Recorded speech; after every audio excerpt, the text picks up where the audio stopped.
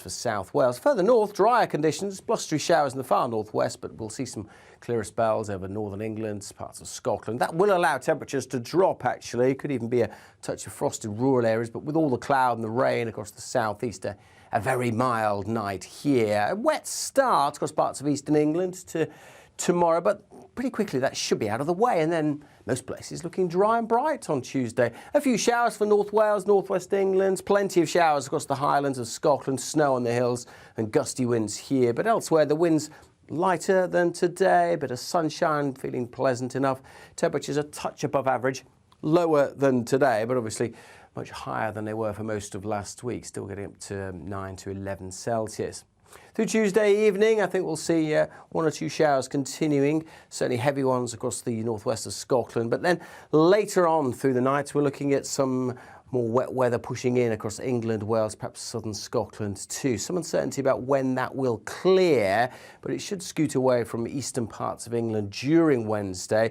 Then brighter skies to the west, but more showers on Wednesday for northern England, Wales, and certainly the showers packing in across Scotland and Northern Ireland throughout the day with a blustery day here as well. Temperatures again just dropping a touch, generally about 8 to 10 degrees Celsius. That's all from me for now. Goodbye.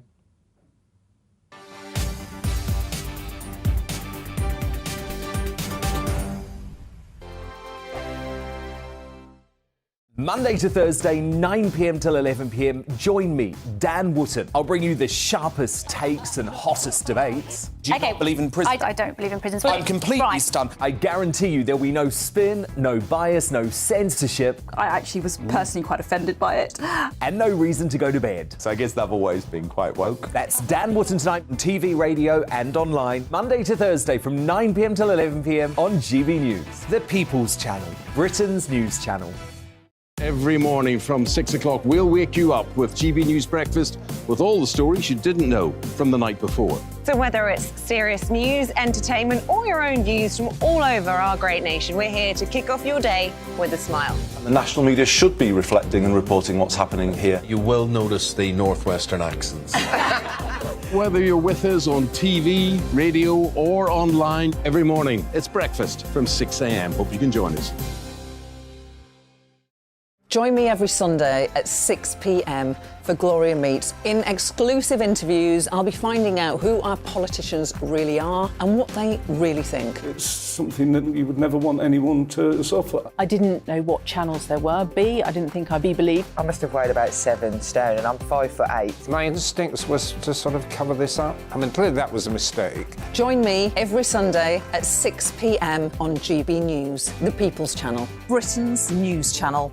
Hello there, it's Eamon Holmes here from Breakfast on GB News. We're not just on your television and your screens, you know. We're on DAB plus digital radio, so you can listen to your favourite shows on the move. If you've not yet listened to GB News Radio, it's very simple. We're on your radio player and TuneIn apps, on your smart speaker, phone or tablet, or online at gbnews.uk. Take us with you wherever you go. GB News Radio. You never have to miss a moment of the People's Channel. My name's Tom Harwood and join me 9:30 a.m. every weekday for The Briefing, your one-stop shop for everything you need to know about what's going on in politics today. I wonder if this is a deal that might need to be like the biscuits in this factory, twice baked. Is there not an opportunity here to win out against the extremes? Tom Harwood, GB News. What are you going to do about it? Things should have been done differently, and they certainly are being done differently. Don't miss it. The Briefing with me, Tom Harwood, 9:30 Monday to Friday on GB News. Hello, I'm Simon Evans. Join me on GB News for Headliners at 11 p.m, where I'll be joined by two of the country's top comedians as we take a look at tomorrow's newspapers tonight. If it's a big story, we'll be covering it, I guarantee, but we'll also have some fun along the way. That's GB News Headliners at 11 p.m. We won't put you to sleep, unlike some of the other paper review shows out there. So join us, 11 p.m, 7 nights a week.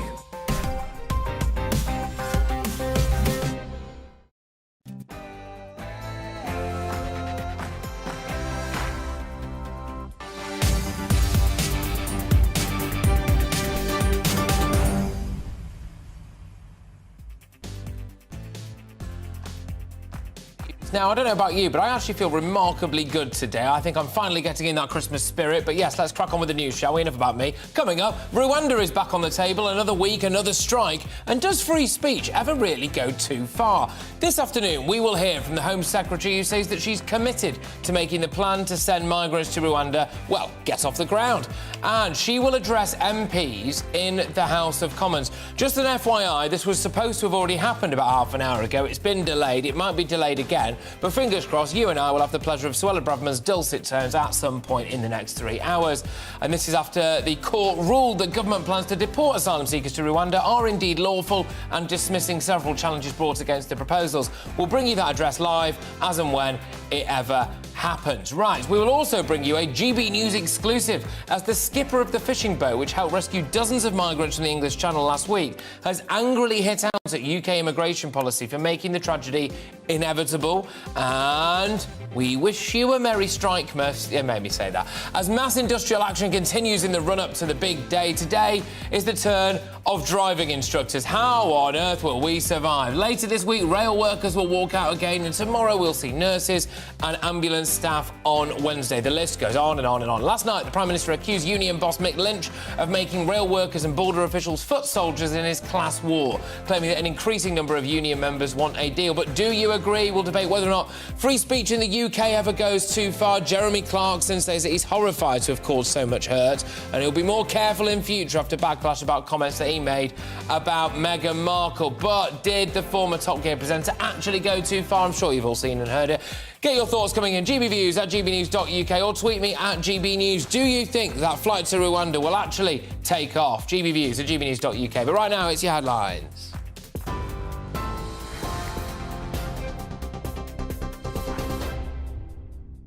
A very good afternoon to you. It's 2 minutes past 3. I'm Rosie Wright. Let's get you up to date. The Prime Minister has welcomed the High Court's ruling that the Rwanda migrant plan is lawful, saying he's pleased at the decision.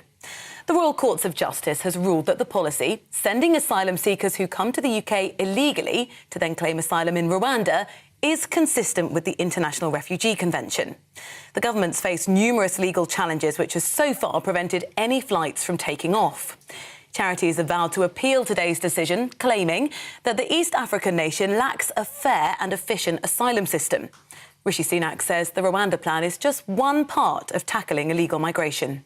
What we all want to see and what I want to deliver is a system whereby if you come to the UK illegally, you will not have the right to stay, and we will be able to return you to your own country if it's safe, or a safe alternative like Rwanda. That's a common sense position, I think, of the vast majority of the British public. It's my position, and that's what I want to deliver as Prime Minister. Some charity groups oppose the decision. Steve Valdez-Simmons, who's the director at Amnesty International UK, told GB News he thinks it's really disappointing. The more that is put into simply stopping people making journeys, rather than providing them the means to not need to make the journey, either finding safety in France or finding a safe way of getting to the UK, the more we just go down the way we're going at the moment, the more dangerous the journeys are going to get, the more out of sight they are going to be attempted, and the more lives that will be put at risk. The skipper of the fishing boat, which helped rescue dozens of migrants from the Channel last week, has hit out at UK immigration for making the tragedy, he says, inevitable. The government says it has a legal duty to pick up anyone in distress in the Channel. Well, skipper Raymond Strachan told GB News British authorities have been acting as a migrant taxi service, encouraging ever-increasing numbers of people to make the journey. When you get the UK government saying they're getting sent patrol boats out to stop the crossings, well, I see the patrol boats there, but I just see them like a taxi service. That's what it is. The mother of a 3-year-old girl has criticised the Health Secretary on the eve of another nationwide nurses' strike. The Nurses' Union has threatened further industrial action in the new year if ministers don't respond to their demands within 48 hours of tomorrow's walkout. Steve Barclay says he's open to talks ahead of strike action, but suggested the government wouldn't budge on pay. The mother told Mr Barclay at a hospital in South London it's unfair to blame resourcing issues on the pandemic. We had problems in the NHS before we went into the pandemic. We were short of doctors, we were short of beds going into the pandemic. So I think it's really wrong to blame it on the pandemic, and actually the damage that you're doing to families like myself is terrible. The Health Secretary says he's keen to work with the unions to address the range of concerns that matter to staff, but says they must provide sufficient emergency cover to protect patients. We need to focus on patients and addressing the backlogs that we have, particularly the waiting list for operations as a result of the pandemic. And that's why it's important that we work together, and I'm very keen to continue those talks with the RCN and other trade unions so we can mitigate any impact on patient safety. Has heard that the 4 boys who fell into a frozen lake in Solihull died from drowning. The children aged between 6 and 11 were taken to hospital in a critical condition after being pulled from the water just over a week ago. A number of vigils have been held over the past week to pay tribute. Jeremy Clarkson has apologised for comments he made about the Duchess of Sussex. Over 6,000 complaints were made to the press regulator over an article he wrote in a newspaper column in which he said he hated the Duchess on a cellular level. Well, Clarkson wrote on Twitter this afternoon, "I'm horrified to have caused so much hurt, and I shall be more careful in the future." Network Rail's warning strikes by railway workers will cause needless misery by severely disrupting services over the festive period. Thousands of RMT members will walk out from 6 p.m. on Christmas Eve until the 27th of December. The RAC has said traffic will be especially bad this Friday and Saturday in light of the strikes, with 20 million cars estimated to hit the motorway this week. You're up to date now on GB News. I'll bring you more as it happens. Now back to Patrick.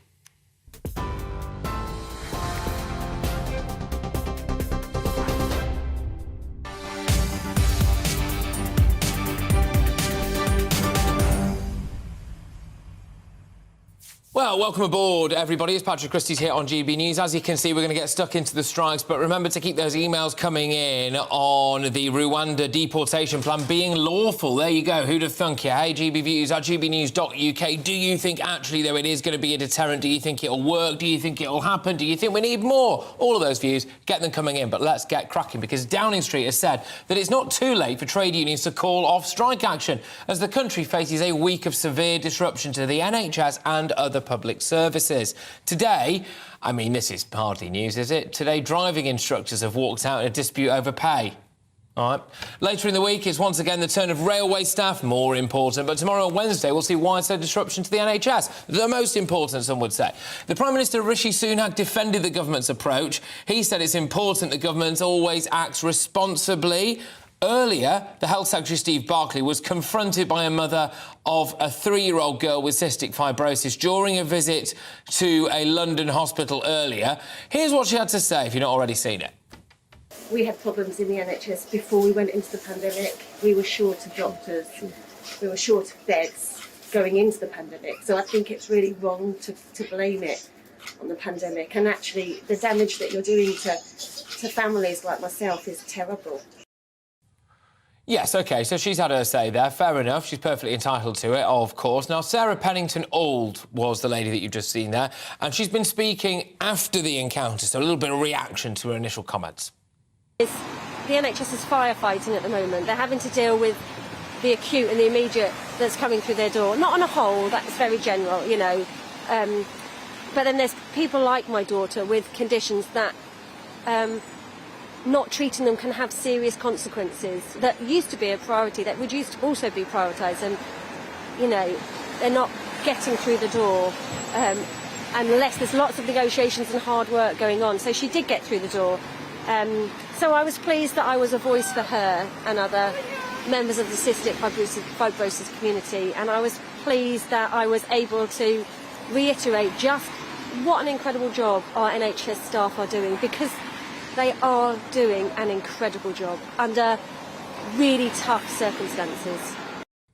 Yeah, I mean, I actually watched the full version of what she was saying to Steve Barclay not so long ago, and I thought she was quite measured, and I think if my young daughter was there and struggling, I'd be incredibly emotional and outspoken about things, and I don't think she was that emotional or that outspoken, to be fair, but I suppose it's a bigger picture in the round, isn't it? No one's saying that nurses don't do a great job, but it's whether or not we can afford to give them the whopping great big pay rise that neither major political party says that we can actually afford. But this morning, ministers held an emergency Cobra meeting as they prepared to respond to this week's walkout. Now, our political correspondent Tom Harwood joins me in the studio.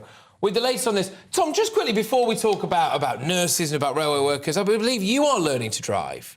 Do you know what? It's just that driving instructors are on strike. I'm wondering whether or not that's really ruined your Christmas.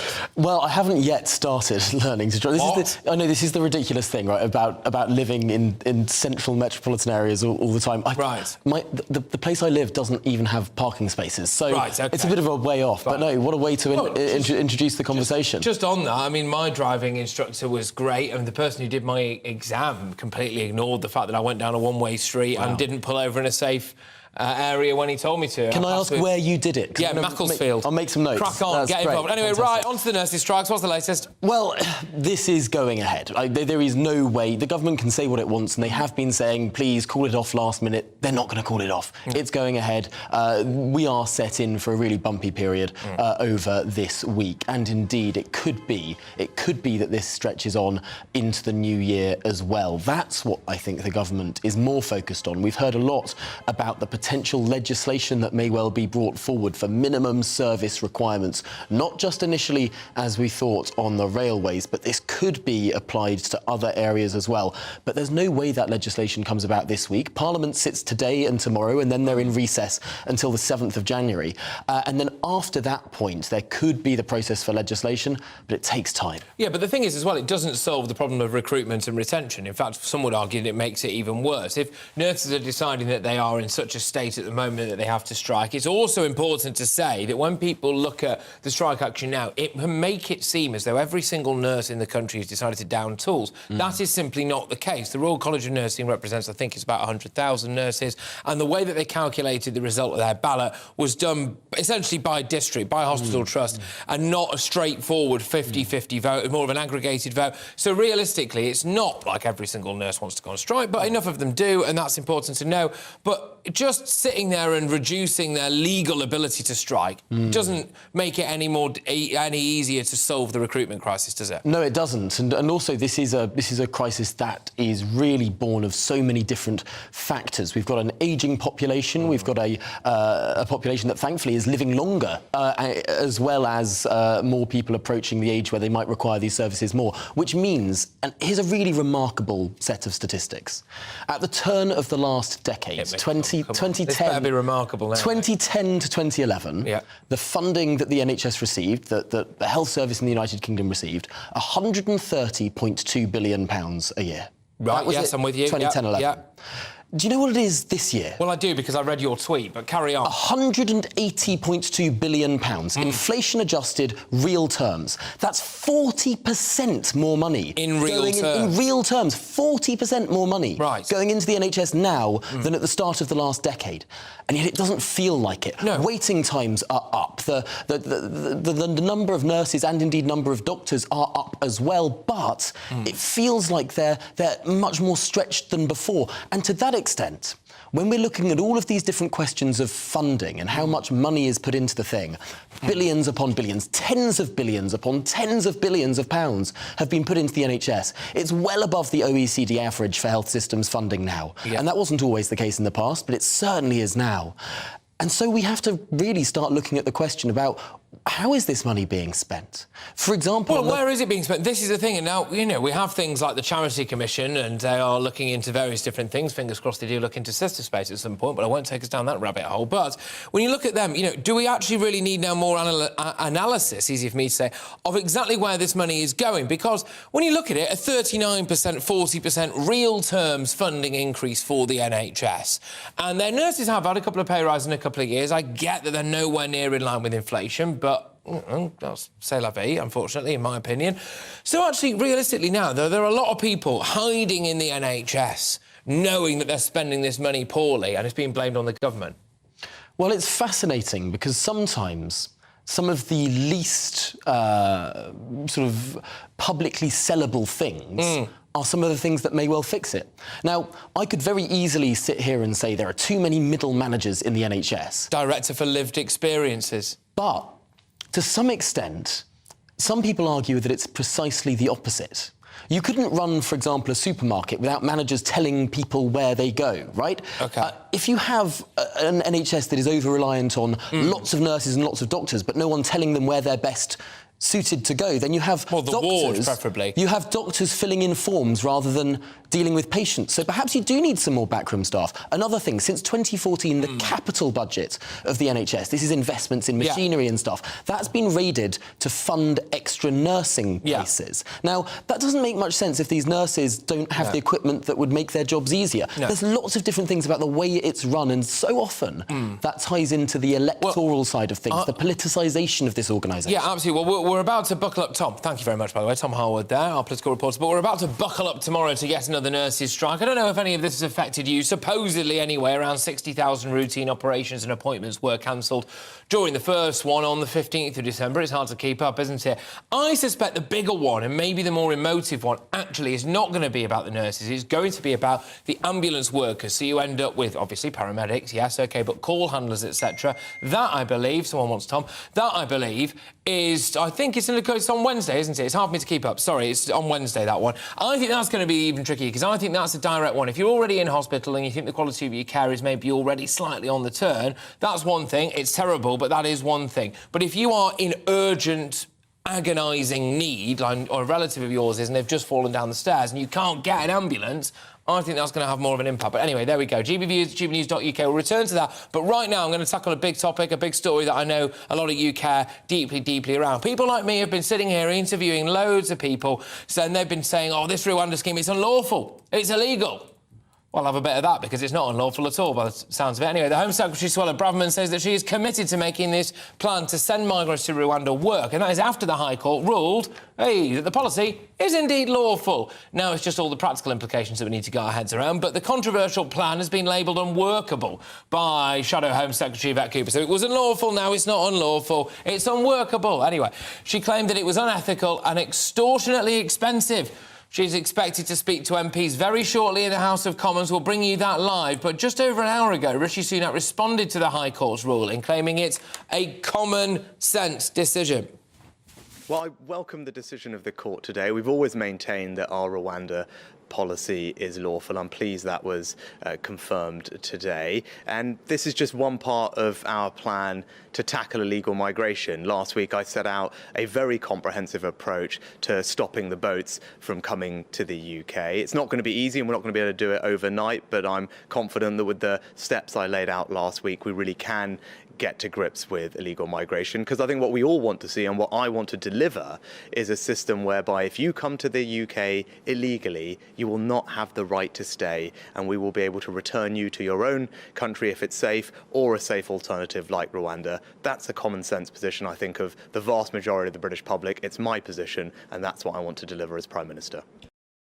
Yes, well, let's crack on with this now, because the chair of Migration Watch UK, Alp Mehmet, joins me live in the studio. Alp, thank you very, very much. The biggest question marks now about it being, well, they can't be unlawful anymore. It's about it being unethical, and it's about it being too expensive. Your reaction to those questions and the points that Rishi Sunak's just made?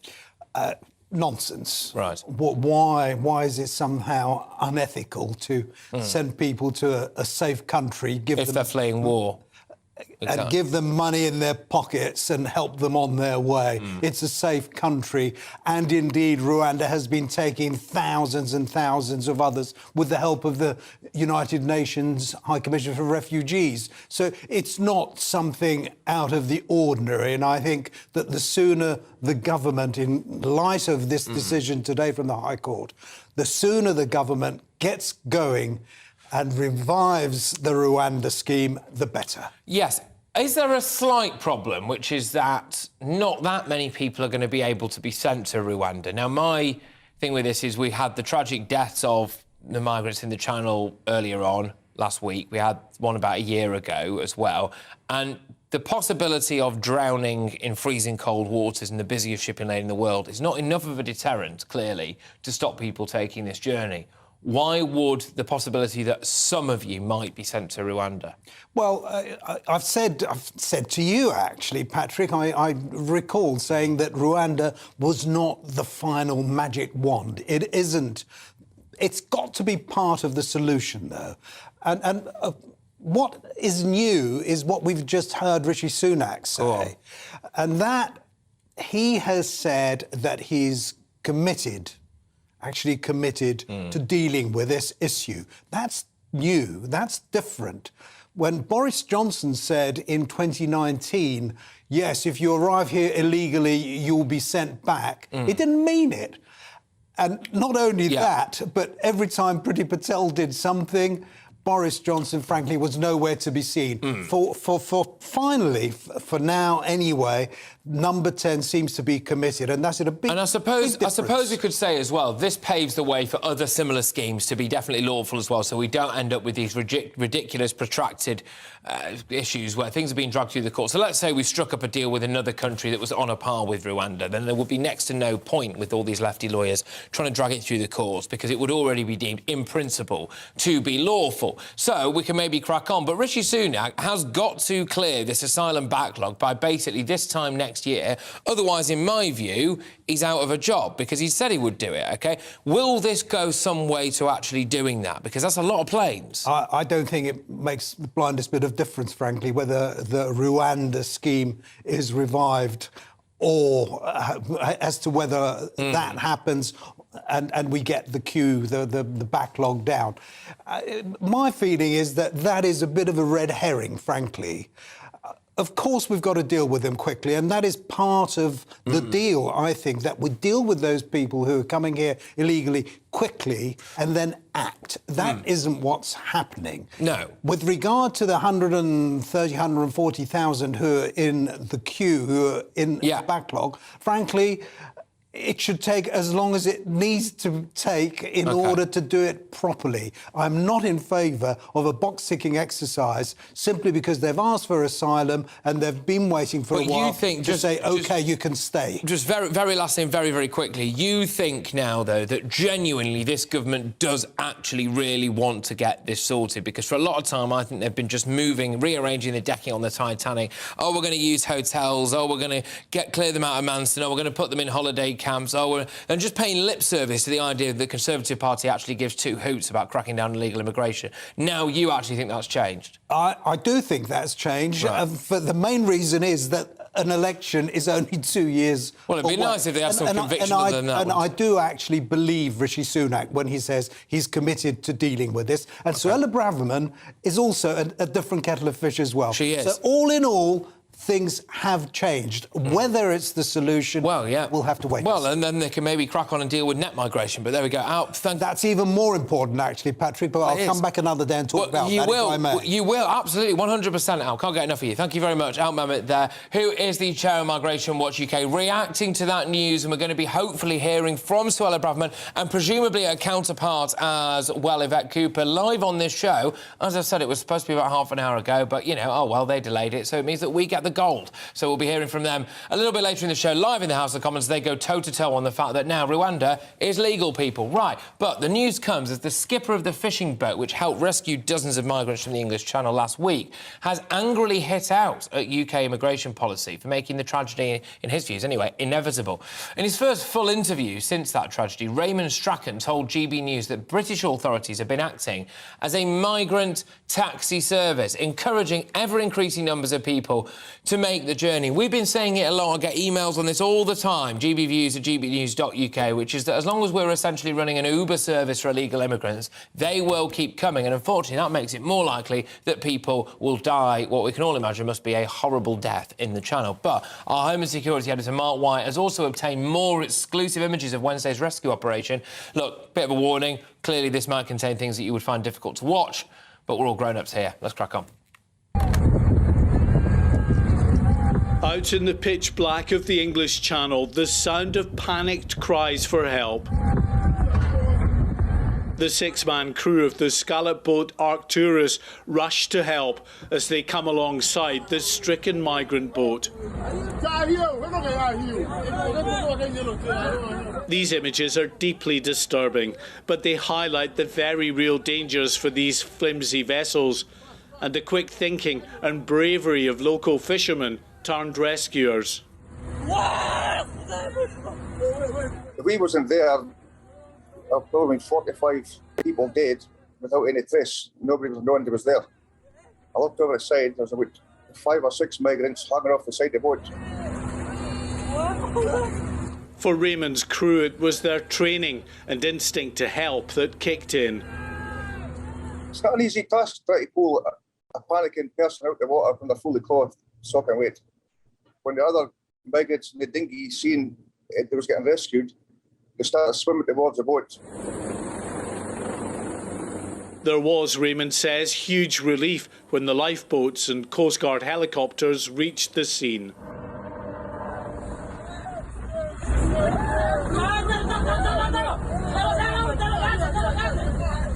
It doesn't matter your political views on the migrant crisis. When you see people in the water screaming, shouting, begging for their life, if you've any compassion at all, the human nature thing to do is rescue people. And that's what we did. On board the Arcturus, although these survivors were rescued, they were clearly hypothermic. The Scallop boat's crew got them out of their wet clothes and into warm showers before giving them their dry clothes and some hot food. Outside, the fast rescue boat from the Royal Navy's offshore patrol vessel HMS Severn joined in the search for other survivors. As on board the fishing boat, medics checked over those rescued.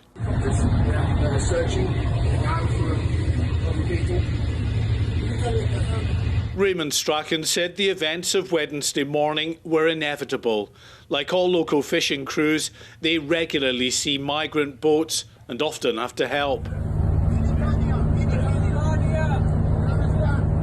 Like here in January, when the Arcturus had to stand by alongside two inflatables near Dungeness while they waited for UK authorities to arrive on scene. And that same month, this astonishing sight of 5 young men crammed in a tiny inflatable rowing across the channel without an onboard motor and not a single life jacket among them. I've seen 5 successful crossings last Sunday. Then you get the UK government saying they're getting send patrol boats out to stop the crossings. Well, I see the patrol boats there, but I just see them like a taxi service. That's what it is. Although Wednesday saw tragedy in the Channel, Raymond says it won't act as a deterrent to these crossings. He and his crew expect to see many more migrant boats out here in the months ahead. Mark White, GB News.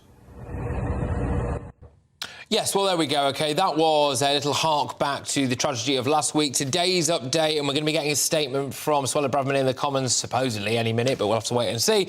About this Rwanda plan, it's now lawful, but like Stuart, a lot of you are still annoyed. GBViews, gbnews.uk, saying, look, why are we wasting time on this? He says, look, at the end of the day, it's still the taxpayer paying for them, isn't it? Yeah, I get that, Stuart, but once they are here, what are we supposed to do with them? Because it'll be the taxpayer paying for them forever if they stay here, I suppose, will be the argument to that. Look, when we come back, Rishi Sunak has urged allies on a trip to the Baltic region to stand firm in support for Ukraine. I'm wondering now, with the cost of living crisis going on, whether or not more of you are feeling like we've done enough for Ukraine. Where is all of this money going? I'm sure it's going to the right places, don't get me wrong, but now, do you feel skintier than ever, and actually do you think a little bit of money should come home? I don't know. What do you think? Get your emails coming in. And did Jeremy Clarkson go too far when he basically said he fantasises about Meghan Markle being stripped naked and having excrement chucked at her in the streets? It was a reference to Game of Thrones. Maybe it was a bit unpalatable. I happen to think it was quite funny, but a lot of people actually are very angry about it. So we're going to talk about free speech. I'll be back in a tick.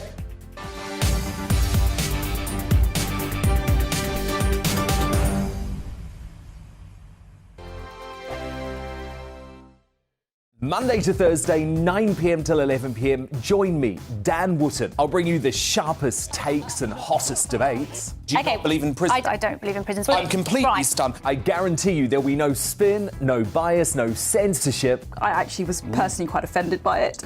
And no reason to go to bed. So I guess they've always been quite woke. That's Dan Wootton tonight on TV, radio and online. Monday to Thursday from 9 p.m. till 11 p.m. on GB News. The People's Channel, Britain's news channel. Every morning from 6 o'clock, we'll wake you up with GB News Breakfast with all the stories you didn't know from the night before. So whether it's serious news, entertainment or your own views from all over our great nation, we're here to kick off your day with a smile. And the national media should be reflecting and reporting what's happening here. You will notice the northwestern accents. Whether you're with us on TV, radio or online, every morning it's breakfast from 6 a.m. Hope you can join us. Join me every Sunday at 6 p.m. for Gloria Meets. In exclusive interviews, I'll be finding out who our politicians really are and what they really think. It's something that you would never want anyone to suffer. I didn't know what channels there were. I didn't think I'd be believed. I must have weighed about 7 stone and I'm 5'8". My instincts was to sort of cover this up. I mean, clearly that was a mistake. Join me every Sunday at 6 p.m. on GB News, the People's Channel, Britain's news channel.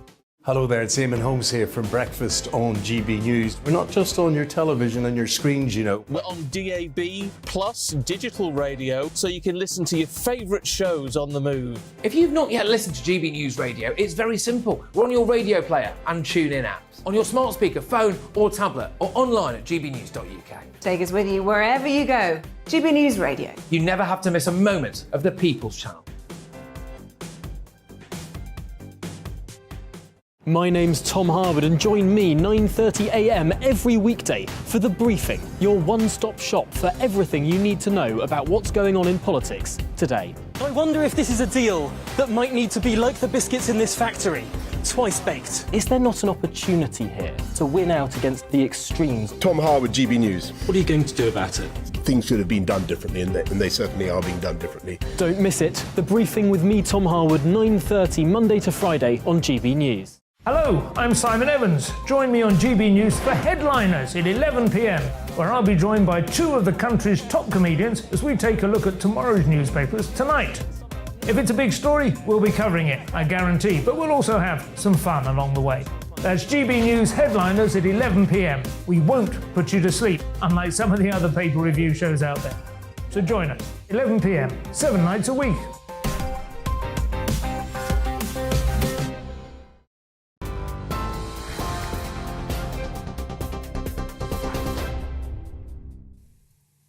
A very good afternoon to you. It is 3:32. I'll be back very shortly with your latest headlines.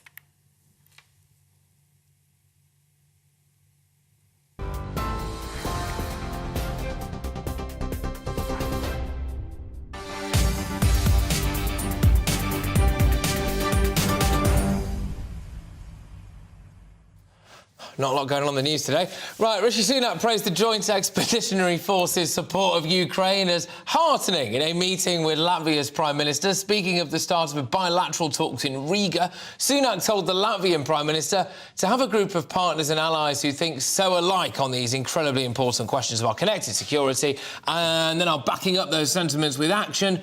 When it comes to supporting Ukraine, I think is very heartening. So there you go, global Britain, Rishi Sunak out there, our man in Riga, helping to prop up Ukraine even more. But it's not the only thing he commented on as well. We will be talking about that Baltic region, but he also had a crack back at Gary Neville, which you love to see. So we'll deal with both of those issues now with our very own political correspondent, Olivia Utley, who joins me live in the studio. Olivia, let's deal with what some would argue is the most important thing, the constant military defence of Europe. Fine, I prefer Gary Neville, but whatever. Oh, what's he doing abroad then, spending more of our money?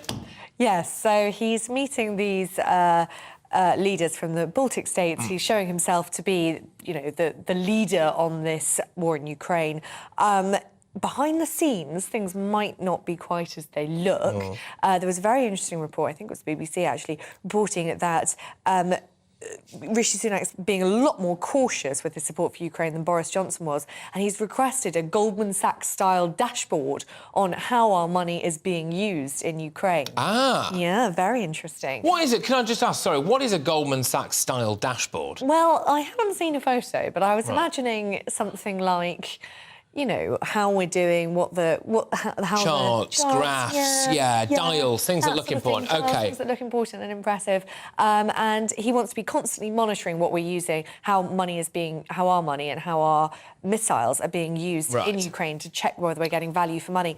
And apparently there are some quite serious top-level cabinet splits on this, because there are some cabinet ministers who would rather go down the sort of Boris Johnson approach and just be big, bold, magnanimous, Here's a blank generous, check. and show that we are the leaders here. So Rishi Sunak now in Riga being all, I'm the leader of this, yeah, but perhaps not quite that's that interesting, because I do think that that's possibly quite a good move from Rishi. I think that the support that Britain has given to Ukraine, no one anywhere in the world can possibly question that. And whilst a lot of our European friends were scratching their heads or sending rainbow-coloured helmets or whatever, we were actually actually bang involved in the thick of it, sending over proper defence. And now I think that people are turning the heating on, can't afford to, and maybe serious question marks as to whether or not even more stuff, just a blank cheque approach to Ukraine is the right thing. So maybe it's good optics from Rishi Sunak. This, we have spent rather a lot of money, haven't we? I'm being told that I can now, as we've passed enough time talking about Ukraine, I can now ask you about Gary Neville. So, Gary Neville piped up, didn't he, when it came to his demand for workers' rights, etc., used his platform on the television as a football pundit to launch a political advertising campaign. But Rishi Sunak's hit back, hasn't he? Yes, he said he should stick to the football punditry and not get into politics, which I think will be a sentiment that'll be quite popular and echoed among large chunks of the population who do get a bit sick of these sporting figures piping up with their 2 cents on every political matter. It's quite a good way for Rishi Sunak to... He sometimes has a reputation of not being that sort of down with the people, so getting into a row about Gary Neville is just the sort of thing he needs to be doing on this kind of... Well, I think so, in a way, yes. And I listened to what Gary Neville said. It's not the only time he's ever said things like that, and he has literally nailed his colours to the mast. I was at the Labour Party conference. Old Gary rocks up. Well, he didn't really seem to mingle with the people, of course, but there you go, like a lot of millionaire lefties. Why would he want to? But I thought it was interesting that he was talking about workers' rights and linking, very tenuously linking, workers' rights in Qatar, where dozens of people have died building stadiums in the desert, more than dozens, to nurses over here and the way that we're treating them, despite the fact that the Labour Party, who he's a member of and he's mates with, of course, the leader Keir Starmer, have said that there's no way they could meet the nurses' pay demands either. I mean, do you think that Gary Neville needs to be a bit careful what he wishes for when it comes to politics? I mean, he was absolutely torn to shreds on Have I Got News For You? Yes, it was a very, very cheap shot, really. And as you say, he's a member of the Labour Party, and the Labour Party is being pretty cautious. Yes. I heard Jonathan Ashworth this morning saying that he would get round the table and talk to the nurses, but notice he wasn't actually saying, yes, we would agree to that. He was saying that scrapping non-dom status, that's Labour's favourite line on it, would make a huge difference. But he wasn't actually saying that he'd agree to But would it actually, just on that, would it actually make a huge difference? Because I think it's a bit ambitious, isn't it, to say that the few £billion that they might get from non-dom status actually would... Yes. Is it even a few billion, actually? It's the absolute maximum they could get from it is around £3.5 billion, which is actually kind of a drop in the ocean compared to the pay rise that nurses are asking for over the medium term, not just in the short term. The other problem with that is it has been tried previous times by other Labour governments. People were talking about scrapping non-dom status in Gordon Brown's day, and it's never actually got over the line because it proves to be quite unpopular and actually doesn't raise quite as much as they think. So it's certainly not a sort of silver bullet solution. It's not going to solve the problem in one fell swoop. So, Gary Neville, well, it's easy for him as a... Well, the thing is, it is easy for him because he's just sitting there. He's got Roy Keane next to him, and with the best will in the world, you know, Roy Keane is just very much there about the football, and rightly so, because that's his job. And he'll have someone else next to him who's probably, you know, just about learn the offside rule or so. The presenter's there sitting very, very awkwardly. Gary Neville, just as a one-man band, can launch some kind of party political broadcast with no pushback to it whatsoever. But the second he actually gets thrown in with journalists or with anyone else, like he did on Have I Got News For You, they rip him apart. Anyway, there you go. That's my view on it. Thank you very much, Olivia. Olivia Utley there, our political correspondent, initially talking about very important stuff in Ukraine and then dragging it into the gutter with me to discuss Gary Neville. Anyway, you are with me, Patrick Christys, on GB News, and coming up, we wish you a Merry Strikemas. Yes, as mass industrial action continues in the run-up to the big day. There's loads of strikes going on. The very latest round is tomorrow with nurses walking out, and Wednesday, ambulance staff will follow. I suspect the ambulance staff one's going to be a lot more emotive than the nurses' strike. Why? Because I think we're going to end up getting audio recordings of phone calls desperately from people trying to get an ambulance, being told that there aren't enough, and that will hammer it home a lot more than the people maybe already in hospital with a bit of a nurses' shortage. Anyway, there are reports that elderly patients who are fit to be sent home could now spend Christmas in hospital because of striking workers.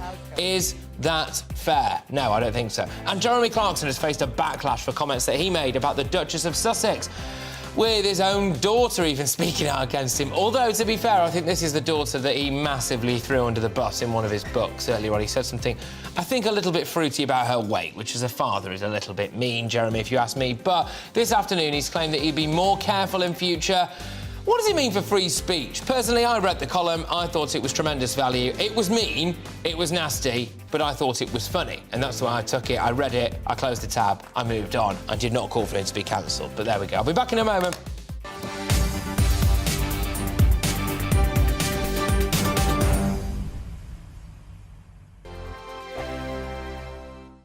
We are GB News, and we'd like to say thank you to each and every one of you for bringing us your conversations, for helping our great nation find its voice. We are here for you on radio, television, and online, across England, Scotland, Wales, and Northern Ireland. It's not the BBC, you know, you actually get your facts right. We are proud to be GB News, the People's Channel, Britain's news channel.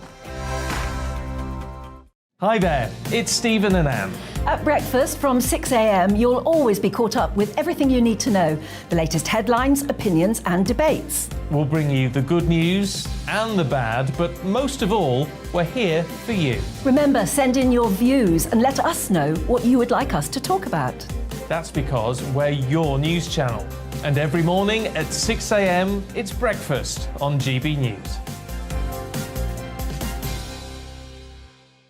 Monday to Thursday on GB News, it's Bev Turner Today from 10 a.m. We're going to be here for you, our GB News family, to keep you up to date, but also make you smile. There's a guy who went from puberty to adultery. And I can't wait to bring a few of my own opinions. I have no time for cultural totalitarianism. We'll engage in passionate, but always polite debate, with your thoughts and opinions at the centre of it all. Only on GB News, the People's Channel, Britain's news channel. Join me, Nana Akue, Saturday and Sunday afternoons on GB News. Expect fiery debate and passionate discussion as me and my panel tackle some of the biggest topics hitting the headlines. It's a place for everyone's opinion. No one gets cancelled, but no one gets an easy ride. Oh, she's on it today! Be ready for conversations that are fierce, frank, and of course, fun. Every Saturday and Sunday afternoon from 4 p.m. on GB News, the People's Channel. Join my show Farage, 7 p.m. till 8 p.m. Monday through Thursday, and there you will get opinion, analysis, debate, and I'll cover stories that nobody else dares to touch. You've been cancelled. Join the club. Oh my goodness me! And then for the last 15 minutes, talking pints. We're over a drink. We have a civilised conversation with someone. We very often disagree, but we do it in a grown-up way. Come and join me on Farage. We are GB News, the People's Channel. And right across the United Kingdom. You can find us on Sky Channel 512. Virgin Media Channel 604. Freesat Channel 216. Freeview Channel 236. And YouView Channel 236. You can also take us with you on DAB+ radio. With the GB News app and at the website gbnews.uk. We're absolutely everywhere. Come join us on GB News, the People's Channel, Britain's news channel.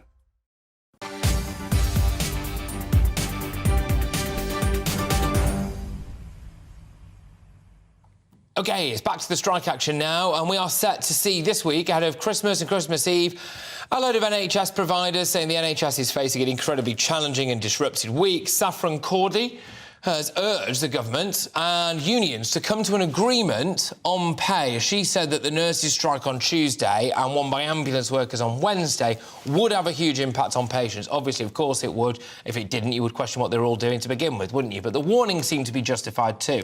If reports in the Telegraph today actually transpire, they are saying, from a senior NHS source, by the way, that elderly patients who are fit to be sent home could be stuck in hospital over Christmas.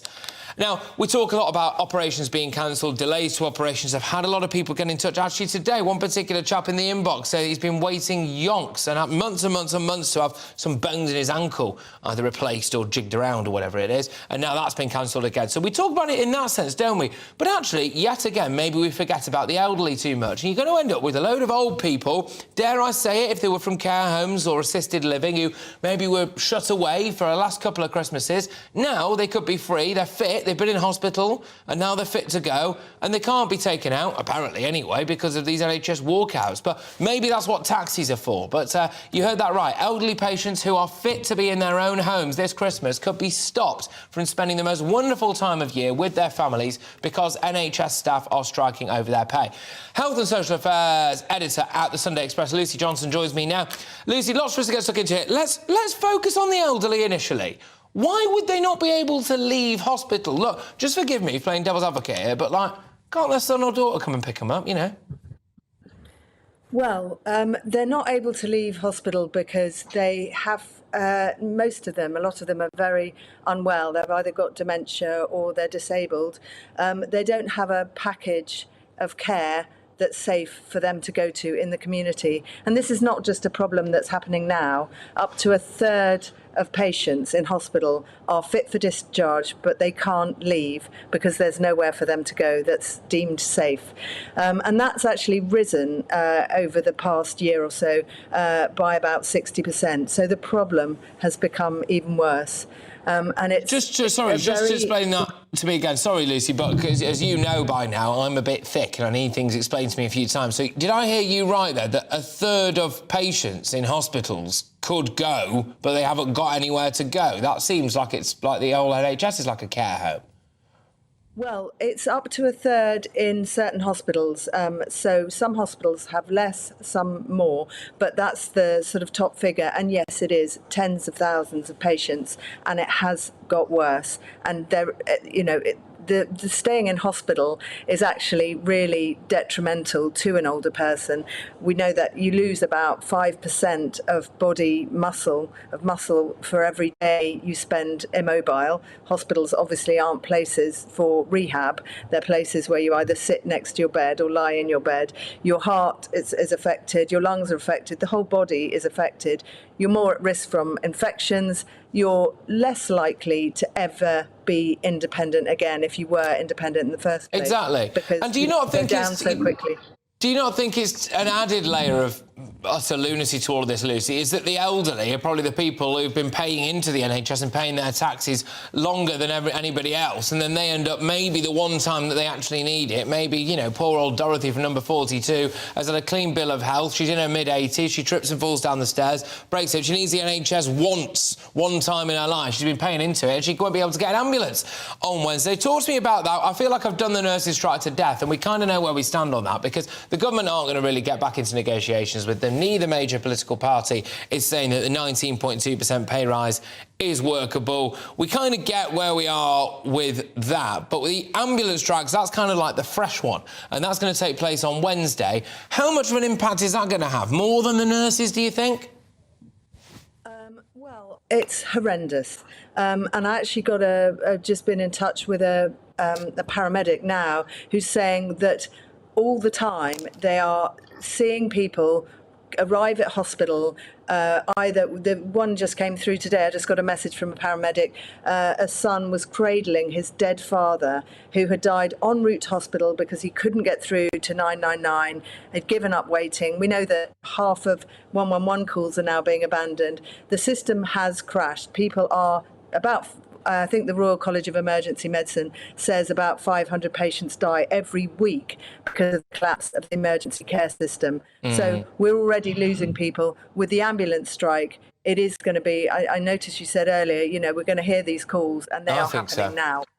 Yeah, I think so, and I actually think that the nurses... it should really be the nurses' union, by the way. I don't want to demonise nurses at all, right? And I've kind of made that mistake in the past with my language, maybe, and I don't want to fall down that rabbit hole again because people really let me know about it on Twitter. But I think when it comes to the ambulance workers, that's going to be a lot more graphic because there will be more people there either, well, by definition, you could argue, in need of, like, bang urgent care, right? And if they can't get that and it ends up, I think we're going to notice it more. We're going to notice the ambulance drivers being off more and the 999 call handlers more because I think it will result in the short term, maybe, in more deaths than someone who's had a chemo delayed or something like that. But, Lucy, as awful as both of those things are, by the way, Lucy, thank you very, very much. I'm no doubt we'll be talking to you again in the next couple of days as we pick through the bones, for want of a better phrase, of what these strikes spikes really mean. That was Health and Social Affairs editor at Sunday Express, Lucy Johnson. Right, let's keep it moving, people, because Jeremy Clarkson has said that he is horrified to have caused so much hurt. Yeah, all right.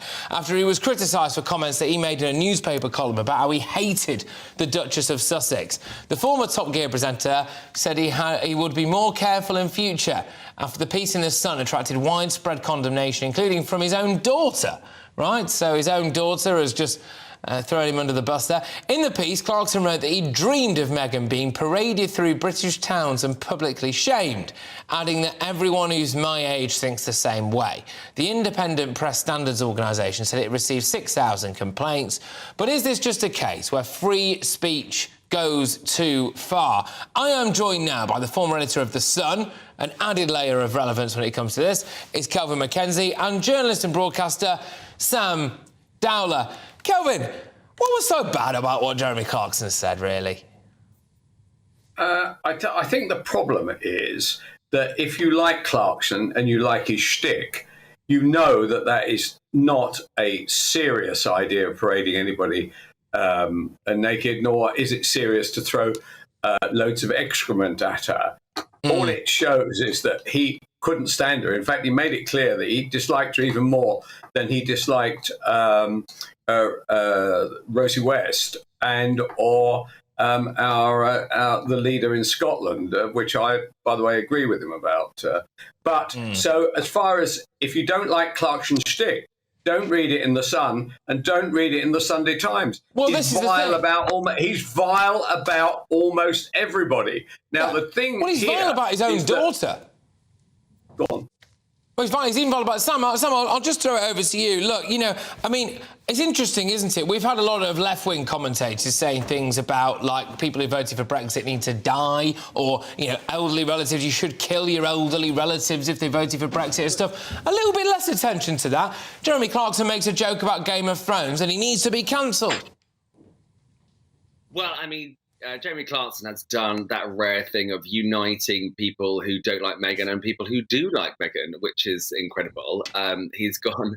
Obviously, it's free speech, but the scene in Game of Thrones, I don't know if you've watched it, is to do with degradation, violence, humiliation, and I know obviously it's very tongue in cheek. It is Jeremy Clarkson, but then saying that he hated her on a cellular level, as your guest just said, like more than Rose West or Nicola Sturgeon. I mean, there's a violence and misogyny about it that whether you like Jeremy Clarkson or his shtick normally, that just doesn't wash. And also, I have to say, like, it really throws Camilla, the Queen Consort, under the bus, who hosted him on Wednesday, I think it was last week, for this meal. I mean, it doesn't go unnoticed that she hosted Piers Morgan and Jeremy Clarkson, who then comes out with this shtick on Friday in The Sun.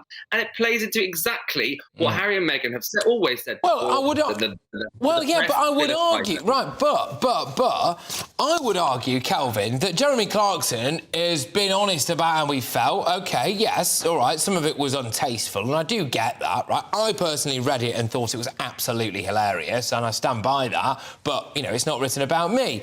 But, Kelvin, at least he's provided some kind of evidence for it. He hates her, and that's it. I mean, Meghan Markle can go on Oprah or go on Netflix and make a load of baseless claims that can ruin people's lives, and she just gets paid millions for it, doesn't she? Yes, I mean, the thing is that the other aspect I don't like about this is there's some suggestion that there's racism involved in it. Honestly, if you had a look at it, I would have thought that not that particular item, but if you looked at the royals generally, Harry being painted as a stupid, thick, malingering kind of guy on the state payroll. He's not on the state payroll anymore, but he certainly was.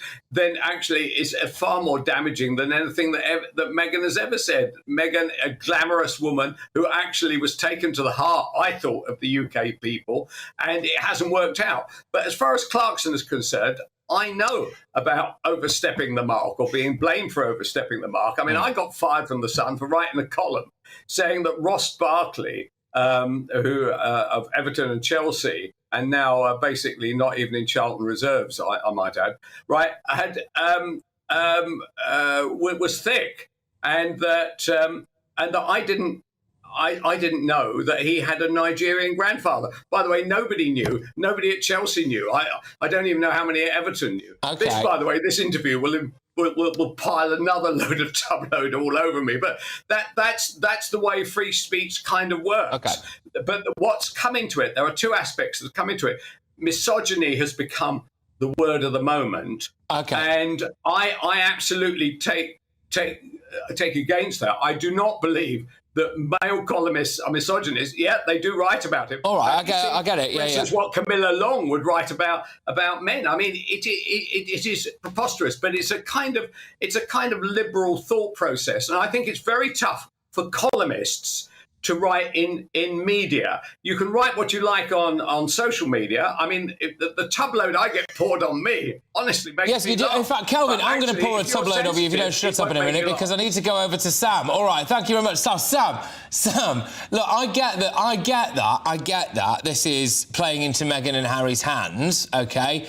Should the anger, if there is any, be directed at the commissioning editor of The Sun for running this unedited and not Jeremy Clarkson? Because I'm telling you what, a load of people read the article and did think I feel exactly the same way.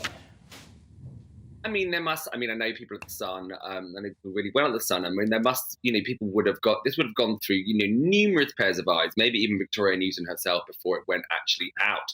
So, I mean, of course, but as I just said, this plays into the narrative that Harry said that the British press are against them, because this is, of course, this is one man's opinion, but what he said is really vile, and it just basically is threatening to Meghan, and that is what they've said is the case, and so we can't. So therefore, people, I mean, whether you support Meghan and Harry or not, this, it looks like exactly what they said in their documentary merely last week. And that they're correct. So I think one of the biggest problems for it, despise Harry and Meghan, they've still won this battle thanks to him. OK, all right, look, both of you, thank you very much. I'm afraid we're going to have to knock it on the head there, but I thoroughly enjoyed both of your company. That is former editor of The Sun, Kelvin Mackenzie, and journalist and broadcaster Sam Dowler. I've got to be honest with you, I just don't think there should be any apology in this kind of stuff. Print something and stand by it. Don't just row back on it. And I think it was obviously a joke about Game of Thrones. I very much doubt it was going to incite anyone to strip Meghan Markle naked and throw a tubload of doo-doo over her. But there we go. Coming up, there's loads more on the...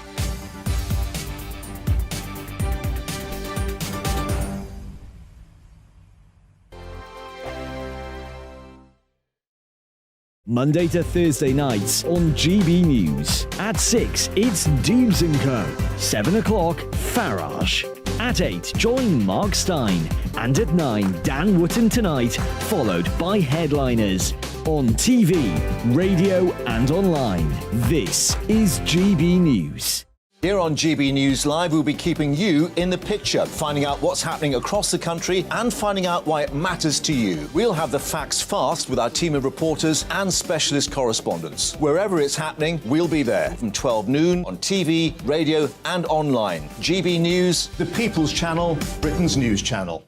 Hello, I'm Michelle Dewberry, and you can join me every weekday 6 till 7 on Dubes & Kerr. Me and my panel will get stuck right into the day's events, and I can tell you, in fact, I can warn you, expect some robust debates, some strong opinions and perspectives from both sides of the fence. It's about you at home as well. I love to read out all of your comments, or at least as many as I can. So join me, Michelle Dewberry, Monday to Friday, 6 till 7 on Dubes & Kerr. We are GB News, the People's Channel. Why not take us home with you by visiting the GB News shop at gbnews.store. You'll find all the official merchandise, a really good present actually for yourself, your friends or your family. We ship across the UK mainland at no extra cost. GB News, the People's Channel. I'm Mark White. As GB News Home and Security Editor, I cover those key issues that are so important to you. Our authorities, our communities doing all they can to combat violent crime. With the public services under unbearable strain, why are we still failing to control our borders? Defence, the first priority of any government, has been continually hollowed out. Can we trust our politicians to protect the armed forces? Join me, Mark White, on GB News. We are GB News, right across the nation. You can get us on television, on radio, on digital. We're absolutely everywhere. Amazing. You see, amazing. You remind me of me in the European Parliament. But here's the most important bit. We are not part of the mainstream establishment. We think and speak just like you do. We are the People's Channel. Magnificent. That's really, really thoughtful. Come and join us on GB News, the People's News Channel.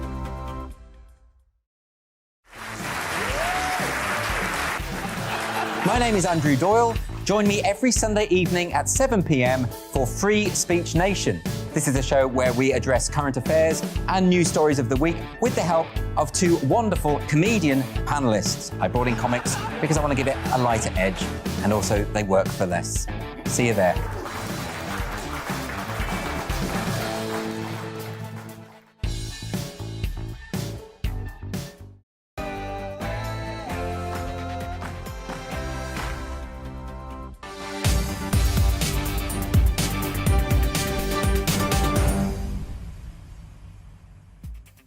Yes, welcome back, everybody. This is Patrick Christys right here on GB News, and I've got absolutely loads coming your way between now and 6 p.m. because the government has welcomed the High Court's decision that Rwanda migrant scheme is lawful. There you go. Anyway, the Prime Minister said a little earlier that they were committed to the plan and to running a system whereby if you come to the UK illegally, you will not have the right to stay and will be able to return to your own country if it's safe as an alternative to Rwanda. There's loads more coming your way on that and much, much more, but I believe we're going to get the latest from Polly with your headlines.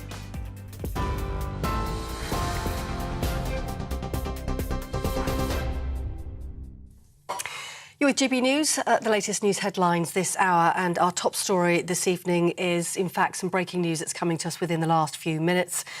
A 23-year-old woman, Gabrielle Hutchinson, has become the second woman to die following a crowd crush outside the O2 Academy in Brixton last week. So a third individual has now died.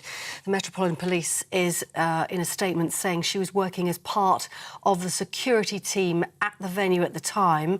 The force also said 3 women who were critically injured were all in the foyer of the building at the time of the crash. A third woman, aged 21, remains in a critical condition in hospital. So that news just coming to us within the last few minutes here at GB News.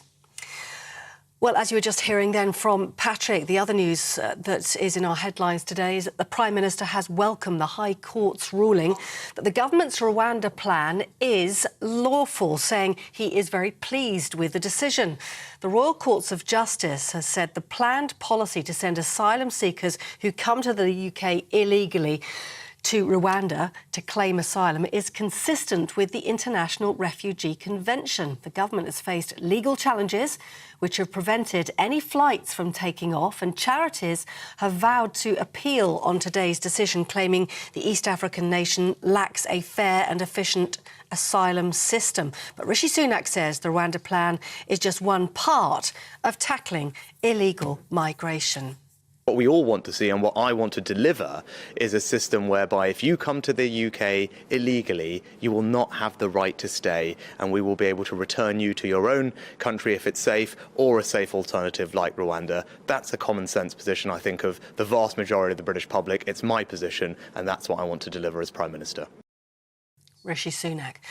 Now, the skipper of the fishing boat which helped rescue dozens of migrants from the English Channel last week has hit out at UK immigration for making the tragedy inevitable.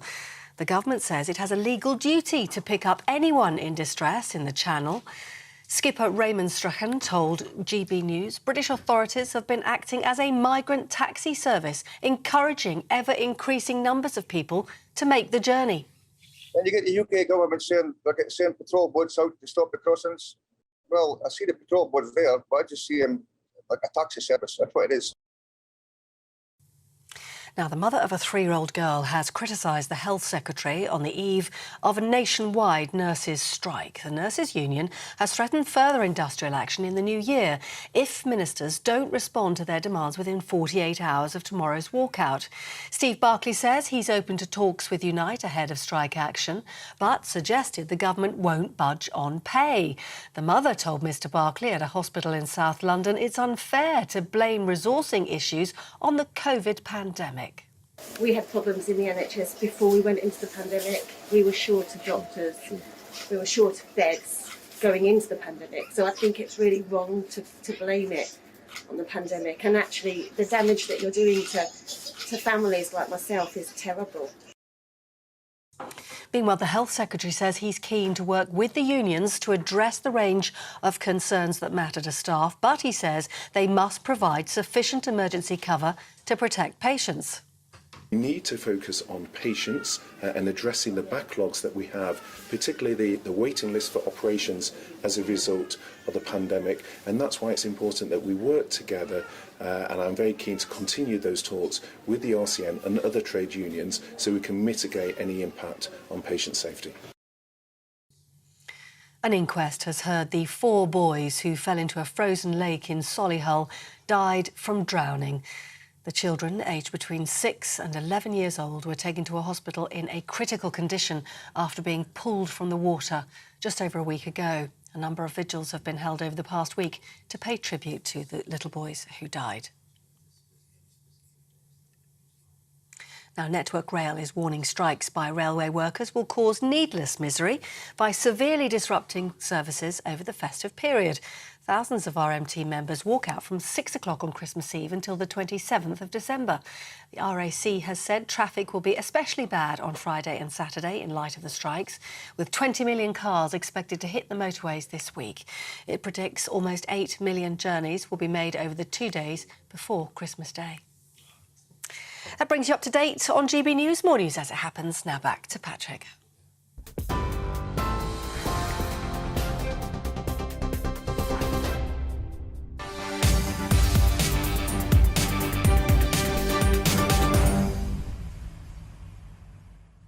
Welcome back, everybody. Patrick Christys here on GB News. Right now, on to a story that I know is a top topic for a lot of you watching and listening right now. It's the Rwanda plan. Well, the government has welcomed the High Court's decision that Rwanda plan scheme is lawful. There you go. So now the criticism has to move on to whether or not it's cost-effective or ethically right. But, hey, one thing at a time. The Prime Minister said a little earlier that they were committed to the plan and to running a system whereby if you come to the UK illegally, you will not have the right to stay and we will be able to return you to your own country if it's safe or a safe alternative like Rwanda. So basically, let's be honest, having control over our borders and cutting down on illegal immigration, which I don't think is too much to ask. But joining me now is crime, justice and policing commentator. It's Danny Shaw. And Danny has done us an absolute solid here because you have brought in, haven't you? Wave it up, wiggle it around. You've got so that is, what is that I'm looking at now then? This is actually the judgment. This is the judgment by the 2 judges, Lord Justice Lewis and Mr Justice Swift, that was delivered in the court this morning. It's 440-odd paragraphs of legal text. This is the judgment that says that the policy is lawful. Yep. But in respect of 8 people, 8 asylum seekers, their individual claims have to be looked at, have to be reconsidered by the Home Office. But the broad thrust of the policy is lawful and could go ahead. And so there were 12 points, am I right in saying, that the court had to decide on whether or not they were lawful, and they've kind of gone through each of them quite methodically and decided that every single one of them is lawful, is that right? Yes, the campaign groups and the individual asylum seekers who brought this claim through their lawyers made sort of 12 arguments to say that this Home Office policy was unlawful. Right. It was irrational. It was not well put together. That Rwanda was unsafe, etc. And on every single one of those points, the judges have gone through and disagreed, rejected all of those claims. It's not even particularly close. Sometimes with rulings, you can read between the lines and see the judges have wrestled with a decision and come out, you know, the balance is slightly on this side rather than this side.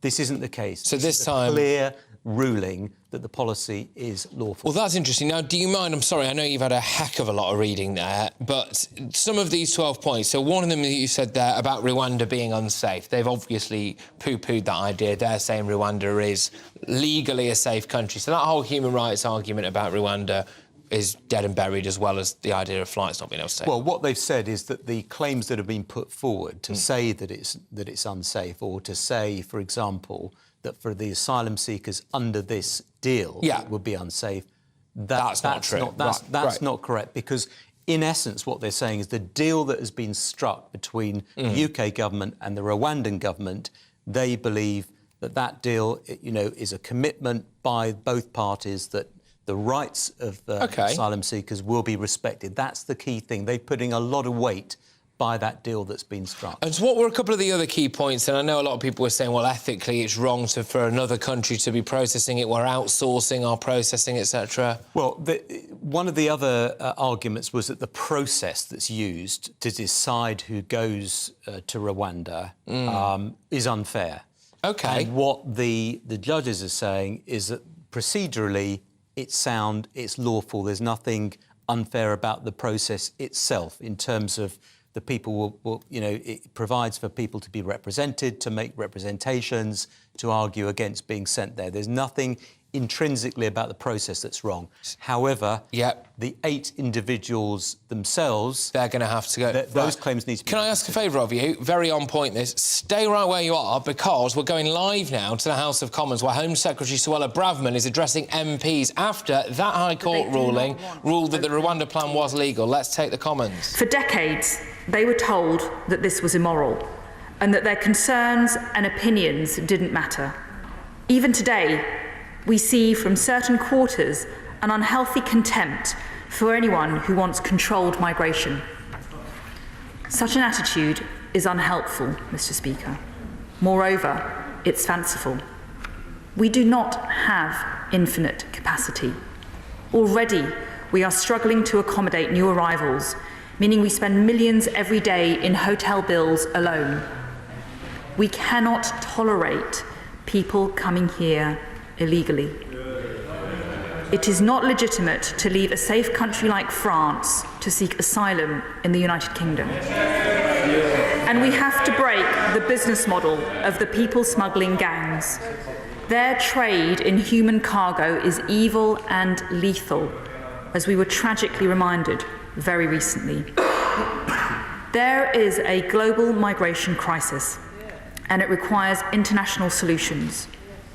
In April, my right honourable friend, the member for Whittam, backed by my right honourable friend, the member for Uxbridge and South Ruislip, signed a groundbreaking migration and economic development partnership with Rwanda, and they deserve enormous credit for their work on this. We agreed that people who come to the UK via dangerous, illegal and unnecessary means can be relocated to Rwanda to have their asylum claims considered there. Those in need of protection will be given up to 5 years of support, including education and employment training, along with help with integration, accommodation and healthcare. Being relocated to Rwanda is not a punishment, but an innovative way of addressing a major problem to redress the imbalance between illegal and legal migration routes. It will also ensure that those in genuine need of international protection are provided with it in Rwanda. It is a humane and practical alternative for those who come here through dangerous, illegal and unnecessary routes. And by making it clear that they cannot expect to stay in the UK, we will deter more people from coming here and make such routes unviable. There has been a great deal of misinformation about Rwanda. I visited Rwanda myself several years ago. She's a state party to the 1951 United Nations Refugee Convention and the 7 core United Nations Human Rights Conventions. It is a safe and dynamic country with a thriving economy. It has an excellent record of supporting refugees and vulnerable migrants. The UN has used Rwanda for the relocation of vulnerable migrants from Libya and this was first funded by the European Union. Many migrants, including refugees, have already built excellent lives in Rwanda, and our partnership is a significant investment in that country and further strengthens our relationship. A myth still persists that the Home Office Permanent Secretary opposed this agreement. For the record, he did not. Nor did he assert that it is definitely poor value for money. He stated in his role as accounting officer that the policy is regular, proper and feasible, but there is not currently sufficient evidence to demonstrate value for money. As he would be the first to agree, it's for ministers to take decisions having received officials' advice. And once the partnership is up and running, he will continue to monitor its efficacy, including value for money. Now, in June, the first plane was ready to relocate people to Rwanda. Our domestic courts, the High Court, the Court of Appeal, and the Supreme Court upheld our right to send the flight. However, following an order by an out-of-hours judge in the European Court of Human Rights, the flight was cancelled. The European Court of Human Rights did not rule that the policy or relocations were unlawful, but it prohibited the removal of specific people. This was a without notice order, and the UK was not invited to make representations to oppose it. Mr. Speaker, as a result, we've been unable to operate relocation flights pending ongoing legal proceedings. However, we have continued to prepare by issuing notices of intent for those eligible for relocation. And my right honourable friend, the Prime Minister, recently outlined a comprehensive new approach to illegal migration. Now, a judicial review was brought against the Rwanda partnership by a number of organisations and individual asylum seekers. The first part of proceedings considered a case that the partnership is unlawful. Part 2 argued that UK domestic processes under the partnership were unfair. And Part 3 that the policy is contrary to data protection laws. Today, the High Court, in a judgment spanning over 130 pages, Lord Justice Lewis and Mr. Justice Swift held that it is indeed lawful for the government to make arrangements for relocating asylum seekers to Rwanda and for their asylum claims to be determined in Rwanda rather than in the United Kingdom. The court held further that the relocation of asylum seekers to Rwanda is consistent with the Refugee Convention and with the statutory and other legal obligations upon the government, including obligations imposed by the Human Rights Act. Mr. Speaker, this judgment thoroughly vindicates the Rwanda partnership. Yeah. I spoke earlier today with my Rwandan counterpart, the Rwanda Minister Vincent Biruta, and we both confirmed our joint and steadfast resolve to deliver this partnership at scale as soon as possible. It's what the overwhelming majority of the British people want to see happen. The sooner it is up and running, the sooner we will break the business model of the evil gangs and bring an end to these illegal, unnecessary and unsafe channel crossings. Now that our courts have affirmed its legality, I invite the opposition to get behind this plan. Yeah. And I commend this statement to the House. Yeah. I call the Shadow Home Secretary Yvette Cooper. Thank you, Mr. Speaker. The government has failed to stop criminal gangs putting lives at risk and proliferating along our borders. They failed to prosecute or convict the gang members, and they've failed to take basic asylum decisions, which are down by 40% in the last 6 years. And instead of sorting those problems out, they have put forward an unworkable, unethical, extremely expensive Rwanda plan, which risks making trafficking worse. Yep. Now, the Home Secretary describes today's court judgment as a vindication. I have to wonder whether she has read it, because it sets out evidence of serious problems in Home Office decision-making, identifies significant financial costs of this scheme, and also very limited numbers of people who will be covered, and certainly no evidence that this will act as a deterrent or address the serious problems that we face. The court concluded that the Home Office decision-making in each of the 8 cases considered was so flawed and chaotic that those individual decisions have had to be quashed. Literally cases of mixing up evidence and names in individual cases, so they were making decisions on the wrong people.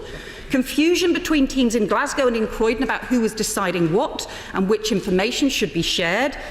Evidence of torture and trafficking not considered. And we know too that the Home Office attempted to send heavily pregnant women to Rwanda. Now, this is a damning indictment of the decision-making process in the Home Office, which we know isn't working because 98% of the small boat arrivals in the last 12 months have had no decision at all. And where government ministers seem to have effectively decided they are so incapable of getting a grip on the asylum system and taking asylum decisions effectively here in the UK, they want to pay a country halfway across the world to take those decisions for us. Yeah.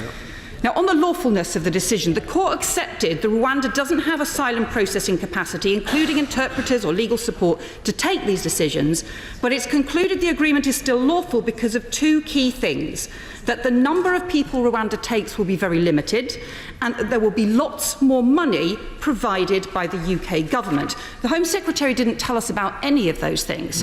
So can she now tell us how many people does she expect to send to Rwanda next year? Rwanda has said it can accommodate 200 people. That is 0.5% of this year's Channel crossings. The Home Office itself has said there's no evidence it will act as a deterrent and that it is unenforceable and has a high risk of fraud. Secondly, can she tell us the full cost? The court said there will be significant additional funding provided. The government's already written Rwanda 2 cheques this year, one for £120 million, another this summer for £20 million. Millions more are promised. So how much more? And how much is this going to end up costing per person? Because it looks like over £1 million per person at the moment. And third, the court judgment says there's no evidence the UK government sought to investigate either the terms of the Rwanda-Israel agreement or the way it had worked in practice. Why on earth not? Because that agreement was abandoned with evidence that it had increased trafficking and the activity of criminal gangs. Convictions for people smuggling have already dropped by 75% in the space of 2 years. Convictions for people trafficking are already pitifully low, and a former chief constable has warned the Borders Act will make that worse. Time and again, the government is failing to tackle the criminal gangs who are driving this or to make them pay the price. So instead of this unworkable, unethical, extortionately expensive and deeply damaging policy, the government should be using this investment to go after the gangs who are putting lives at risk. Time and again, all they are doing is chasing headlines, and these are distractions, damaging distractions from the serious hard work to tackle the gangs and sort out the asylum system. The Home Secretary has said that the Conservatives are in last chance saloon. It is their policies that have put them there and that have let the country down, always ramping up the rhetoric, never doing the serious hard work or common sense.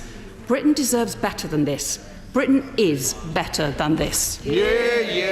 OK, right, well, there's a world of stuff to get stuck into there. Suella Braverman was in the Commons initially there addressing the court ruling that the Rwanda plan is lawful. Yvette Cooper, her counterpart, has hit back and made a series of very interesting points, actually, essentially saying, right, well, the court ruling does say that it is lawful. However, they are going in off the affordability and the ethical lines, aren't they? She's saying that it might make trafficking worse by pushing it further underground. OK, all right. She says that there's no evidence it will act as a deterrent. OK, fine. Apparently the UK government wanted to send heavily pregnant women to Rwanda. She says that 98% of the small boat crossings have still not been processed.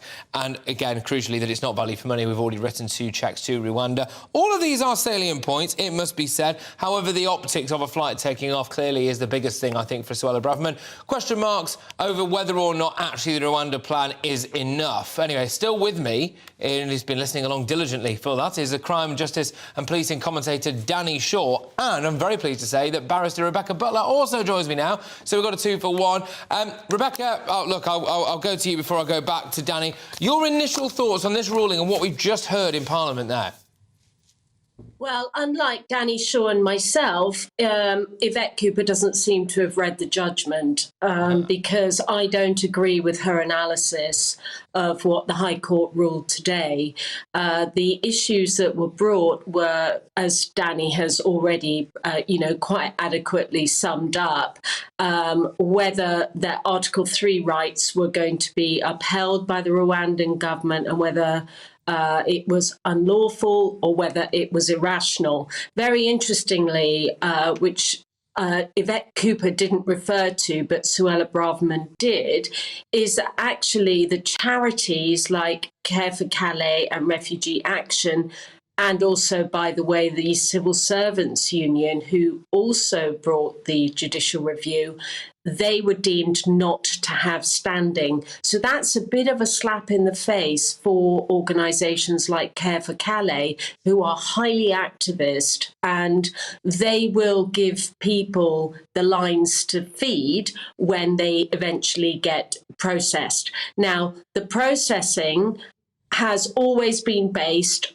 in the Rwanda policy, has always been based on the January the 1st, 2022 policy that if you arrive into the UK illegally by an unsafe or dangerous route, which means back of a lorry or in a dinghy, your case is automatically inadmissible, meaning they're not going to listen to your story about why you're seeking asylum in the UK, because you have come through this third country.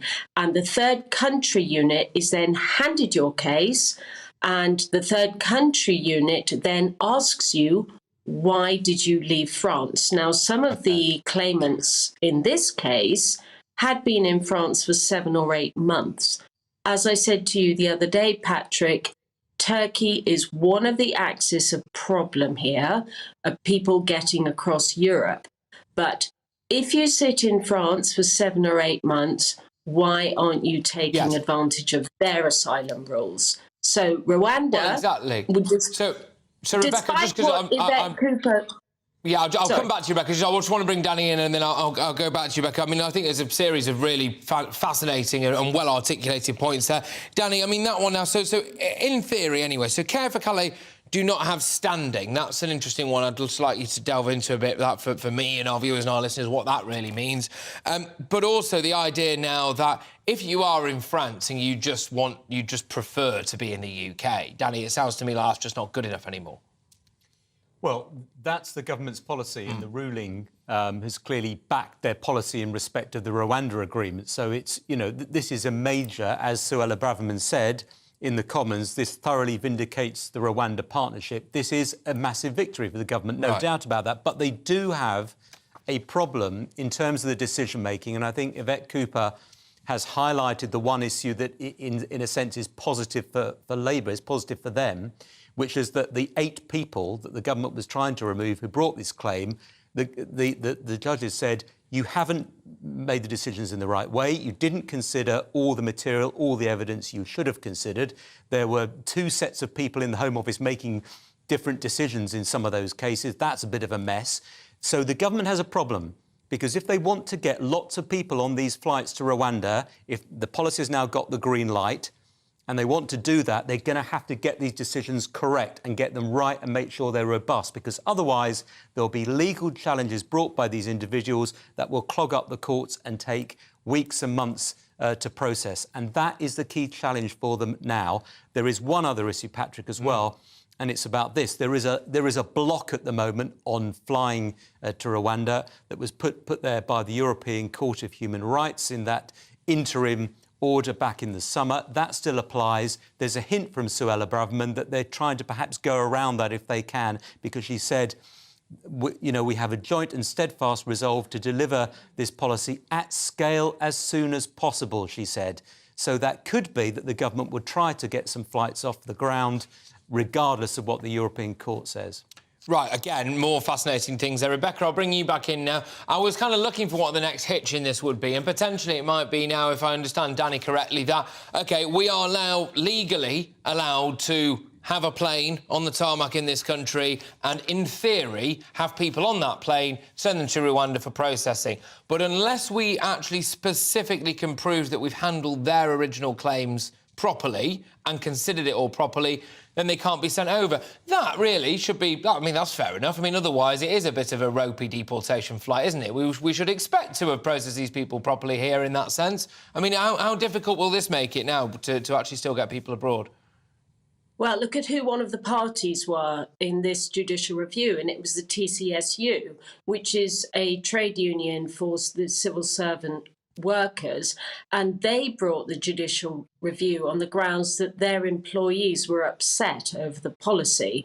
The High Court had very short shrift with the TCSU, said you haven't got standing anyway, and in legalese said this isn't a claim that ought to be heard in the High Court. So you have to ask yourself to what extent the civil servants have ambushed or sabotaged the policy. The other point that Danny makes is about the numbers of people needing to be deported. If you listen to Scott Morrison when the Australians had similar problems 20-odd years ago, as Scott Morrison said, you only need 2 for the business model to be smashed. And that is exactly what happened in Australia, is they sent gunboats out twice, and then that was the end of people arriving by boat on the northern shores of Australia. So actually smashing the business model has been achieved today. One thing that is accurate, I think, is this point that we have shepherded people ashore through the lifeboat RNLI, and we have shepherded them safely onto the Kent beaches. Now, the problem with this is that it is an attempt to smash the business model. These guys have billions invested in bringing over people who are genuine refugees and asylum seekers, and some who aren't, but they have a huge financial incentive to do it. So are they now going to make sure that the vessels are smaller, less amenable to be picked up by radar, and are they going to be bringing more people over in the hour of darkness, which is, for me, a really big worry. And as I said last week on this to you, Patrick, it's quite important that we do keep working with the French to make sure that those beaches are not launch sites for the dinghies. I do see that as a really, really big problem. But we have today smashed that business model, and the fact that only 8 were deemed to have had their claims improperly assessed, and it was only on the human rights assessment for Article 3 that they were criticised. Really, for a new policy, I don't think 8 is actually anything to... Well, no, I'm inclined to agree with you on that. Rebecca, look, thank you very, very much. Stellar reaction there and a response to our barrister Rebecca Butler. Danny, I'll give the last word over to you. Danny Shaw, who's still here, crime, justice and policing commentator. Rebecca's saying that we've smashed the business model. People might be shouting at their TV screens now going, oh gosh, is there another court this could go through before... is this relatively safe now as a concept, the Rwanda thing? Is there anything else we're going to hear that could be a spanner in the works, Danny? Disagree with Rebecca there. I don't think the business model has been smashed. OK, let's talk about that then. Go on. Well, it hasn't. This is a good day for the government. There's no doubt about that. Because their policy has been declared lawful. But there will inevitably be an attempt to appeal against this, take it to the Court of Appeal, could then go to the UK Supreme Court, could even go to the European Court of Human Rights. We're still a signatory to that at the moment. So this could go trundling along through the courts next year.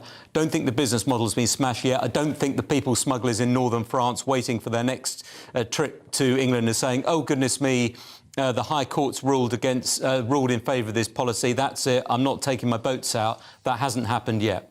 OK, well, OK, fair enough. Interesting stuff. I'm being told that I've got to move on, which is annoying because it was just about to get spicy there, actually. But thank you very much, both of you. I thoroughly enjoyed that reaction. And for you watching live and reacting to that breaking news, of course, that, yes, all right, the Rwanda plan is now lawful. Scholar Braverman was speaking in the comments as well, just outlining it. Yvette Cooper highlighted some points as well in return, basically saying, is it value for money, and do you think actually it's ethically sound? So we'll be talking about this throughout the course of the show as well. Get those views coming in, gbviews at gbnews.uk. But you are with me, Patrick Christys, right here on GB News. And coming up, former Top Gear presenter Jeremy Clarkson is in hot water after making comments about Meghan Markle. Has he gone too far? I just thought it was quite funny. To me, it was the column written by a chap who'd maybe had one or two drinks, or maybe he'd had one or two drinks the night before, and realised he had a son column to knock out, and he's just been vile. I didn't take it personally, but then again, I'm not Meghan Markle, but we'll get stuck into all of this after your latest headlines.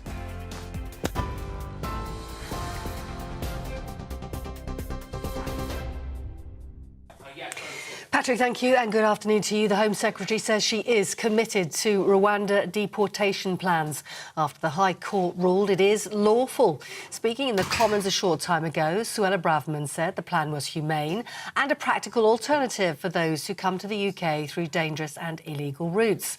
That's after the Royal Courts of Justice ruled the policy is consistent with the International Refugee Convention. But charities have vowed to appeal today's decision, claiming the East African nation lacks a fair and efficient asylum system. 23-year-old Gabrielle Hutchinson has become the second woman to die following a crowd crush outside the O2 Academy, Brixton, last week. The Met Police says she was working as part of the security team at the venue. The force also said 3 women who were critically injured were all in the foyer of the building. A third woman, aged 21, remains in a critical condition in hospital. And the mother of a 3-year-old girl has criticised the Health Secretary on the eve of the nationwide nurses' strike. The Nurses' Union has threatened further industrial action in the new year if ministers don't respond to their demands within 48 hours of tomorrow's walkout. Steve Barclay says he's open to talks with Unite ahead of strike action, but suggested the government won't budge on pay. We had problems in the NHS before we went into the pandemic. We were short of doctors. We were short of beds going into the pandemic. So I think it's really wrong to blame it on the pandemic. And actually, the damage that you're doing to families like myself is terrible. Jeremy Clarkson has responded to the backlash on comments he made about the Duchess of Sussex. Over 6,000 complaints were made to the press regulator over an article he wrote in a newspaper column in which he said he hated the Duchess on a cellular level. Clarkson wrote on Twitter this afternoon, "I'm horrified to have caused so much hurt, and I shall be more careful in future."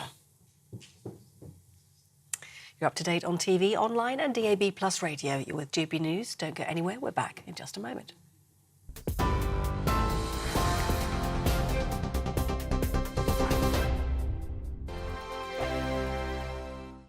I'm Mark Dolan. Join me at 11 on GB News for Headliners, in which I'll be joined by 2 of the UK's top comedians discussing tomorrow's papers. If it's an important story, we'll cover it, but we'll have some fun along the way. Headliners, the late-night paper review that won't send you to sleep like the others will. 7 nights a week at 11 p.m. on GB News.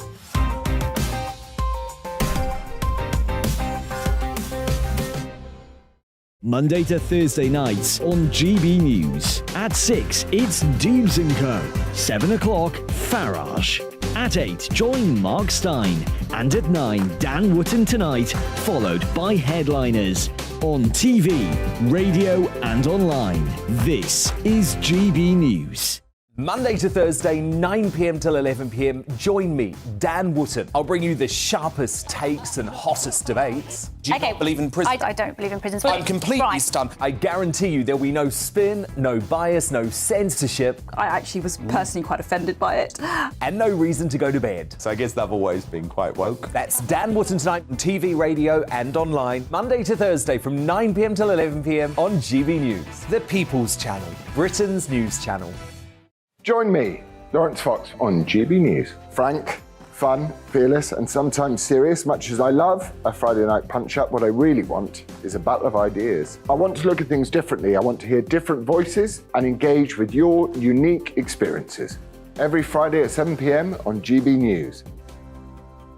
Hello, I'm Esther McVeigh. And I'm Philip Davis. Whether you're watching or listening on TV, online or on radio, we handpick the latest stories, debates and expert opinions for your weekend. So whether that's politics, news or showbiz, we've got it covered. Join us every Saturday morning at 10 o'clock on GB News.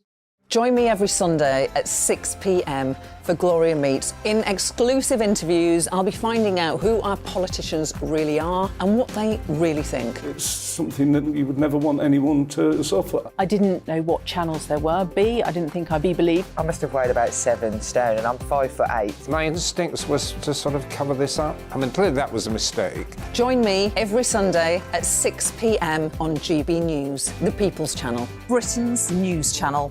Hello there, it's Eamon Holmes here from Breakfast on GB News. We're not just on your television and your screens, you know. We're on DAB plus digital radio, so you can listen to your favourite shows on the move. If you've not yet listened to GB News Radio, it's very simple. We're on your radio player and TuneIn apps, on your smart speaker, phone or tablet, or online at gbnews.uk. Take us with you wherever you go. GB News Radio. You never have to miss a moment of the People's Channel.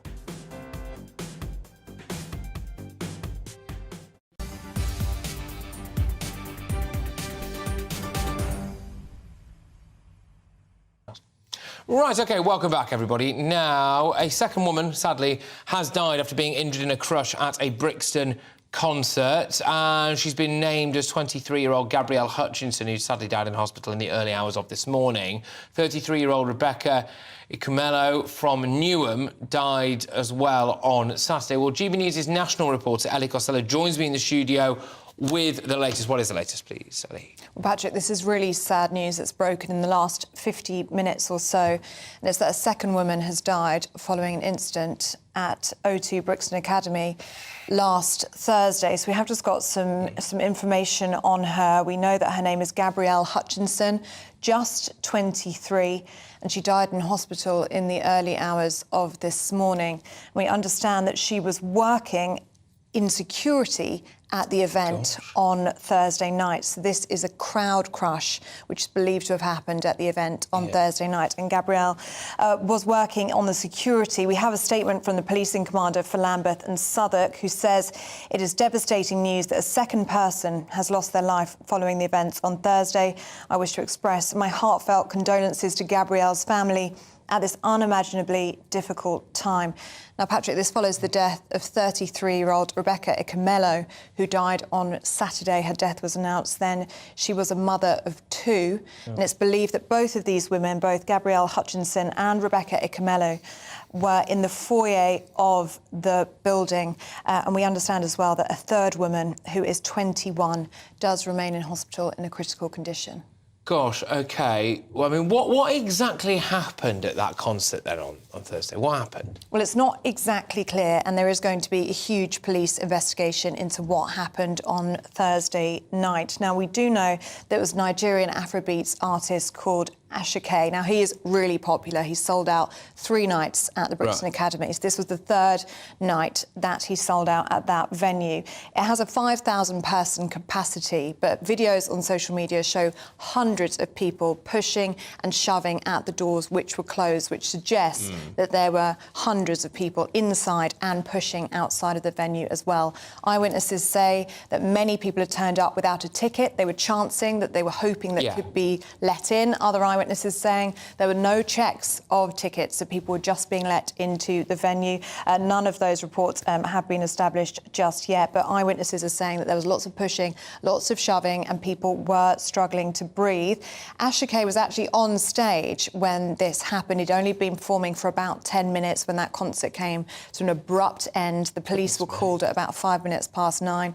They were called again at about 9:30, and thankfully the police station in Brixton was only a few hundred metres from the O2 Brixton Academy. Many people are saying this event could have been a lot worse if the police hadn't reacted as quickly as they did. But that is the breaking news that we have in the last hour or so, that a second woman has died, and a police investigation will continue to find out exactly what happened on Thursday night. Ali, thank you for bringing us the latest on that. That's Ellie Costello there, our national reporter.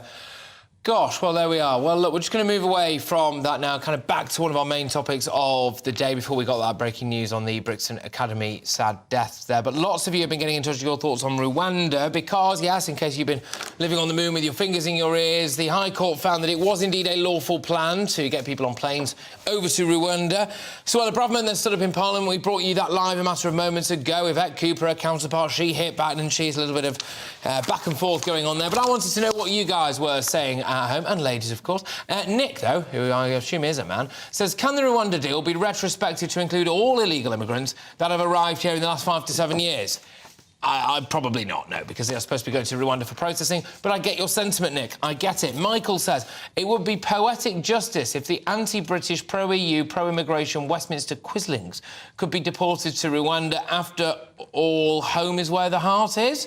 So actually, just deporting people who voted Remain. Interesting stuff. Dave says, do you know which airport they will be flying the asylum seekers from and on what day the first flight will be to Rwanda? I'd just like to turn up and wave them off.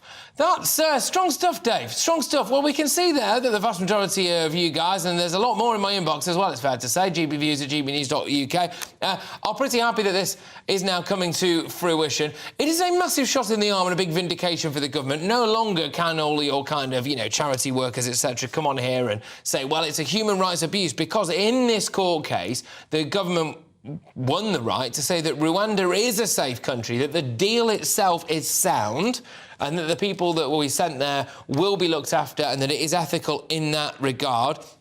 They were also basically asked to say, well, whether or not that this could happen sharpish, and apparently it can. But yes, and also as well, what I thought was fascinating is that some of these charity groups, like Care for Calais, have been deemed to not have standing, which actually, it's a bad day for the likes of Care for Calais. But yes, there we go. The plan is that this will act as a deterrent. The plan is that this will smash the business model. There are serious concerns about this, though, just quickly before I move on to another breaking story, actually, which is that actually will it act as a deterrent, and is it a massive, massive, massive expense? So, to both of those things, I think it's questionable. It is a massive expense, and when you really break it down per illegal immigrant, you could argue that the only way that it makes sense in terms of value for money thing is if it is a deterrent. Now, when you do factor in the fact that people have been dying in the Channel, and that hasn't actually stopped people going, maybe migrants will take the odds and go, well, if only 0.5% of people is the figure who have come over in the last year would feasibly be sent to Rwanda.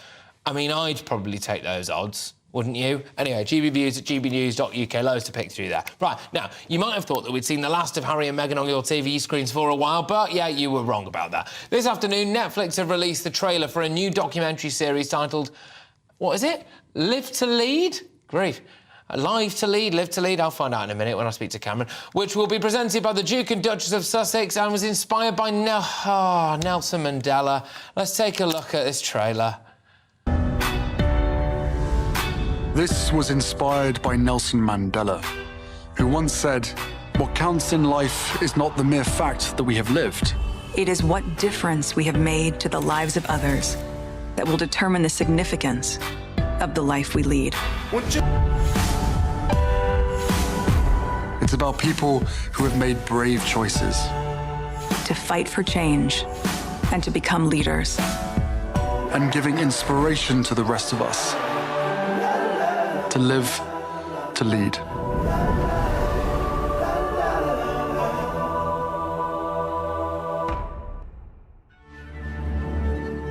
Well, I've been reliably informed that it is, in fact, Live to Lead, and that I'm weird for thinking it might have been Live to Lead, but anyway, who knows. That was like bingo for sopping wet lefties, wasn't it? We've got Jacinda Ardern in there, we've got some Democrat on the Supreme Court, we've got Greta Thunberg. I mean, the Nelson Mandela link, one would argue, is pretty tenuous, although, of course, Meghan Markle did say that someone out of The Lion King once said that when she married Prince Harry and came into the royal family, they felt exactly the same way, and there were parties in the streets, like when Nelson Mandela was released from prison. Anyway, more on this now from GB News' royal reporter, Cameron Walker. Cameron, what fresh hell is this? Yes, Patrick, 7 episodes we've got for you on New Year's Eve. Will be dropping on Netflix. Oh, no, I'm out. I mean, to be honest, when I first heard that Harry and Meghan had done a deal with Netflix, this was the kind of series I was expecting them actually to make, rather than what we saw last week with the 6 episodes talking about their experience as members of the royal family. So it's 7 25-minute episodes, as you said, inspired by Nelson Mandela. We've got Greta Thunberg they've been speaking to, Jacinda Ardern, the New Zealand Prime Minister. I'm surprised by Jacinda Ardern, actually, because, of course, she's the Prime Minister of a sovereign nation, which King Charles is head of state of. So the fact that she has done this with Harry and Meghan is a little bit controversial. I mean, good luck washing Jacinda Ardern's hands clean for the way she handled the pandemic. But anyway, carry on. Yes. So, I mean, the optimist in me says that Harry and Meghan want to inspire the next generation of young leaders. The cynic in me would... To me, it suggests that they are dipping their toe into politics, particularly US politics. So, I mean, it was October 2021 when Meghan lobbied the US Democrats for paid parental leave, if you remember, Patrick. Prince Harry made a reference in a speech he did at the UN to the recent abortion law in the United States as well. Again, he was criticised for that, for dipping his toe into politics. And, of course, the royal family is meant to remain impartial, isn't it? Yeah. Yes, and of course, it's the gift that keeps on giving for Netflix, because this is coming off the back of all the media coverage of their first Netflix documentary series, where they talked about their experience as members of the royal family. We're still in that fallout, of course. Now we're talking about this new Netflix documentary coming out on New Year's Eve.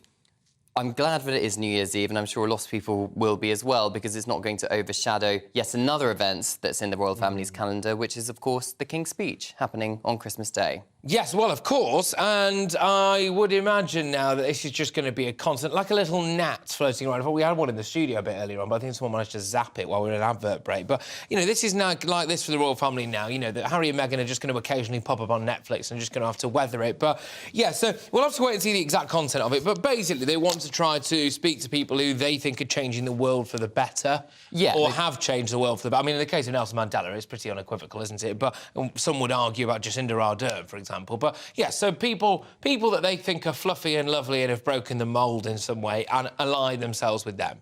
Yes, well, essentially, they're speaking to people who they see as inspirations on a world stage, and speaking to them about their upbringing, how they got to where they are, and what inspires them going forward. Courage, it's about showing messages of courage, compassion, humility, hope, and generosity. That's what it says in the blurb. Well, that's it. I mean, it is like bingo, isn't it, with some of these things, some of the names involved and some of those things, you know, courage, generosity, all of this stuff. But there we go. Right, well, Cameron, thank you very much. Anyway, Cameron Walker there, our royal reporter. There you go, ladies and gentlemen. You have got a new filler of Netflix documentaries from Meghan and Harry coming your way. Live to Lead, yes, this documentary series presented by them. It's going to drop on the 31st of December. The Jacinda Ardern one's interesting. They're saying they're getting inspiration from Nelson Mandela and stuff. Yes, Meghan Markle is the lady who actually managed to try to convince at least herself that some member of the cast of The Lion King had said that they'd had parties in the streets like when Mandela was released from prison, when she actually managed to, well, break free of the royal family or marry into it, whatever way you want to look at it, which I think is pretty shoddy, isn't it? So I'm sure we'll all wait with bated breath there. Jacinda Ardern, by the way, is the lady who decided to have one of the most dictatorial approaches to the coronavirus, completely strip everyone of their civil liberties and human rights, and then, of course, on top of that, managed to now ban people from smoking beyond a certain age. You're going to end up with the farcical situation in New Zealand where a 49-year-old man is in a car park outside an off-licence, desperately trying to find a 50-year-old man to go and buy him a deck of Camel Blues. I mean, for goodness sake. Call that totalitarian? I certainly do. But lots of you have been getting in touch with your thoughts on the Rwanda deal being declared lawful. Paul says if the Tories sort out the migrant crisis, the next election will be very tasty. Yes, Paul, I was listening to Suella Braverman with interest there, wondering what the opinion polls are going to go up, because it is a win for the government. It absolutely is. People said that actually there's no way we'll ever get a flight taking off. Well, now it's lawful, and with it, a lot of the old tropes about the Rwanda plan have gone pop, because it is now deemed to be a safe country. It is deemed to be safe for the asylum seekers, illegal immigrants, whatever you want to call them, to actually go there. And the ring-fence deal with Rwanda is deemed to be lawful. So now Labour have to go off on cost-effective and is it actually a deterrent? And I can understand all of that, Paul. I can understand all of that. Don't get me wrong, because look, let's be honest, in isolation, it's not cost effective. It's not, because it's going to cost a whopping great big shed load of cash to get people over there and all of that stuff and the flights and everything. And I get that. But if it acts as a deterrent, so therefore it stops a load of people coming afterwards, well, then it is cost-effective, isn't it? Because it's costing us a load of money to get those people over here anyway. So, right, so the Tories need to be smashed at the ballot box, this is Paul now, but Labour need to be kept away from power at all costs. Billy's been on, he says, I think targeting the smugglers is one good idea. But what about the manufacture of the rubber boats? Again, I think this is a series of cracking points. I actually genuinely do think that GB News viewers should more of you should go into politics, because I cannot understand, for the life of me, and I've never been able to get a good answer on this, and I've asked loads of people about it, it's about how the full might of Europol, Interpol, our special services and all of this stuff are not able to stop small boats being manufactured and brought into the Eurozone. When you think about the checks and balances that people are having to do just to get goods either to Northern Ireland, or you try and post something over to Rotterdam or whatever, or just go through normal customs, but apparently if you happen to be the manufacturer of a small rubber dinghy, you're able to get that to Calais in no time. But yeah, I think it's absolutely unbelievable that we're not able to crush that. Anyway, and Steve says, sending 200 asylum seekers who chose dangerous cross-channel boats to Rwanda at a cost of millions is not sensible. It will just impress the right wing of the Tory party and take money away from the NHS pay rises. Sunak needs Braverman to save his job. Yeah, look, and actually, on this, I do kind of agree with you, Steve, that just in isolation, sending the 200 asylum seekers who chose to cross the channel, I mean, it's absolutely not cost-effective. As I said before, it will come down to whether or not it's a deterrent. And one thing that Yvette Cooper said that I think a lot of people should be very concerned about, if indeed you do want to see something done in the channel, is that only 0.5% of people who've come across in the last year would conceivably be sent to Rwanda. If you were someone who wanted to come to the UK and you had your rubber dinghy locked and loaded at Calais, you would take those odds, wouldn't you? And therefore, part of me is wondering whether or not this Rwanda thing, while the optics of a flight taking off are good, in practice, is it going to have any impact? And if it doesn't, then the Tories haven't sorted out illegal immigration and they will get a whopping great big kicking at the next general election. You are with me, Patrick Christys, on GB News. Coming up, more on the Rwanda plan, of course. Loads of your views coming in. I'd love to see it. Thank you very, very much. We've got all of that coming your way and much, much more before the weather. Alex Deacon here with your latest weather update from the Met Office. You've probably noticed it's a lot milder out there.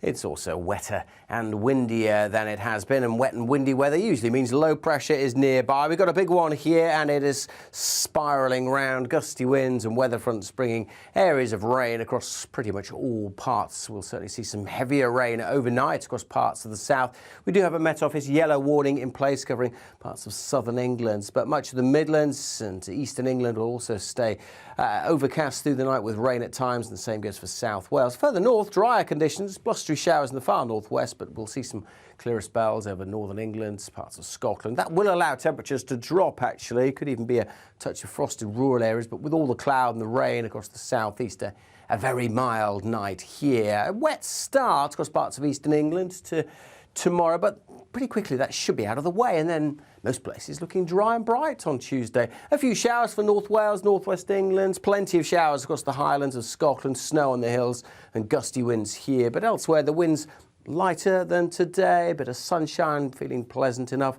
Temperatures a touch above average, lower than today, but obviously much higher than they were for most of last week, still getting up to 9 to 11 Celsius.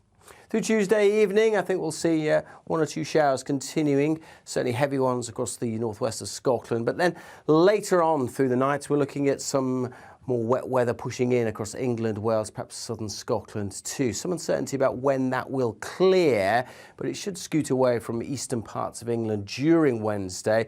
Then brighter skies to the west, but more showers on Wednesday for northern England, Wales, and certainly the showers packing in across Scotland and Northern Ireland throughout the day with a blustery day here as well. Temperatures again just dropping a touch, generally about 8 to 10 degrees Celsius. That's all from me for now.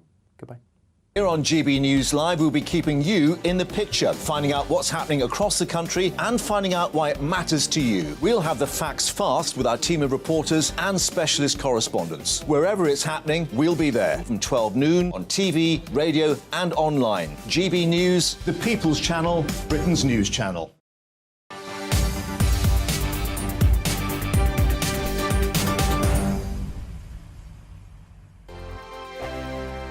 Monday to Thursday, 9 p.m. till 11 p.m. Join me, Dan Wootton. I'll bring you the sharpest takes and hottest debates. Do you not believe in prison? I don't believe in prison. I'm completely stunned. I guarantee you there'll be no spin, no bias, no censorship. I actually was personally quite offended by it.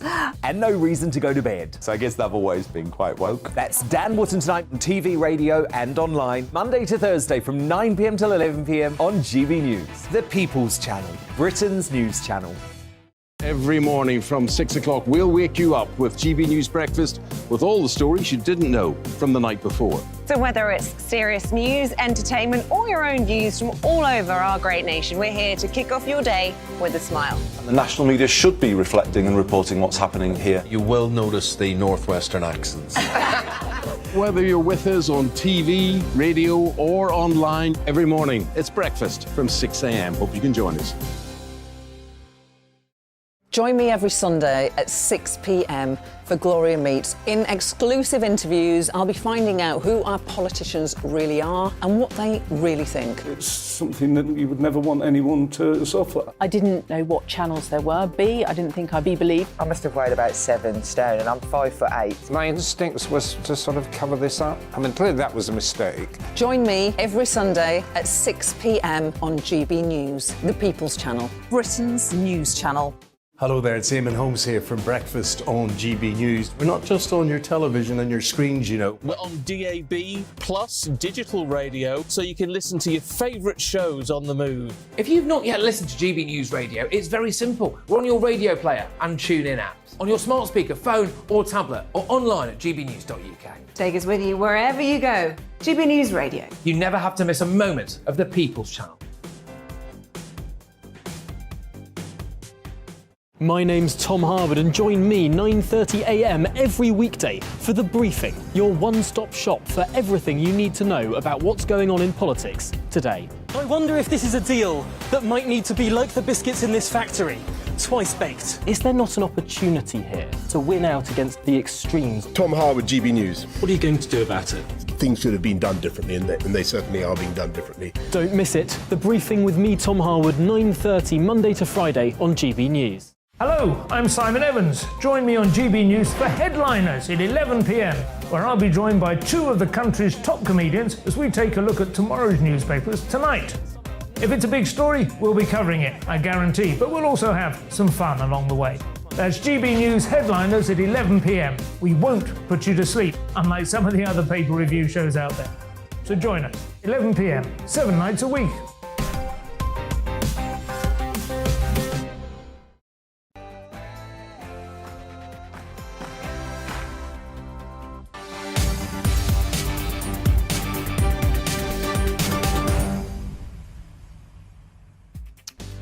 Welcome back everybody, you're with me, Patrick Christys on GB News, and coming up, the High Court has spoken and ruled that the government's Rwanda plan is legal. The Home Secretary says it thoroughly vindicates the Rwanda partnership, and this is what the Prime Minister has to say. I want to deliver is a system whereby if you come to the UK illegally, you will not have the right to stay, and we will be able to return you to your own country if it's safe, or a safe alternative like Rwanda. Well, that was Prime Minister Rishi Sunak there, welcoming the ruling. Human rights campaigners say they'll keep on fighting, but will we be seeing liftoff to Rwanda any time soon? And that is a big question. Also, serious question marks about whether or not it's cost-effective or if it's a deterrent. We'll talk about all of this coming hour, get your views coming in, but also this hour, as we face another week of strikes in the NHS, a mother of a 3-year-old girl suffering from cystic fibrosis criticised the Health Secretary Steve Barclay over NHS staff working conditions. We had problems in the NHS before we went into the pandemic. We were short of doctors, we were short of beds going into the pandemic, so I think it's really wrong to blame it. OK, well, there you go. I mean, it does open the conversation even more, doesn't it? Downing Street has said it's not too late for the trade unions to call off strike action. Tomorrow we've got nurses, the day after we've got ambulance workers. I think the ambulance workers one is really going to kick right off, by the way, because there will be audio recordings of people unable to get an ambulance in their hour of need and quite possibly dying, and I think that will really crystallise things for people. Anyway, moving away from that, Jeremy Clarkson says that he's horrified to have caused so much hurt and shall be more careful in future. He is facing a whopping backlash over comments made in a newspaper column in The Sun about how he hated the Duchess of Sussex, Meghan Markle. But did the former Top Gear presenter go too far? I have read the whole thing. I must say I didn't think it was award-winning prose, but I didn't think it was something to be cancelled over either. Let me know your thoughts on all of that. gbviews@gbnews.uk. You can tweet me as well at GBNews, but before that, it's your latest headlines.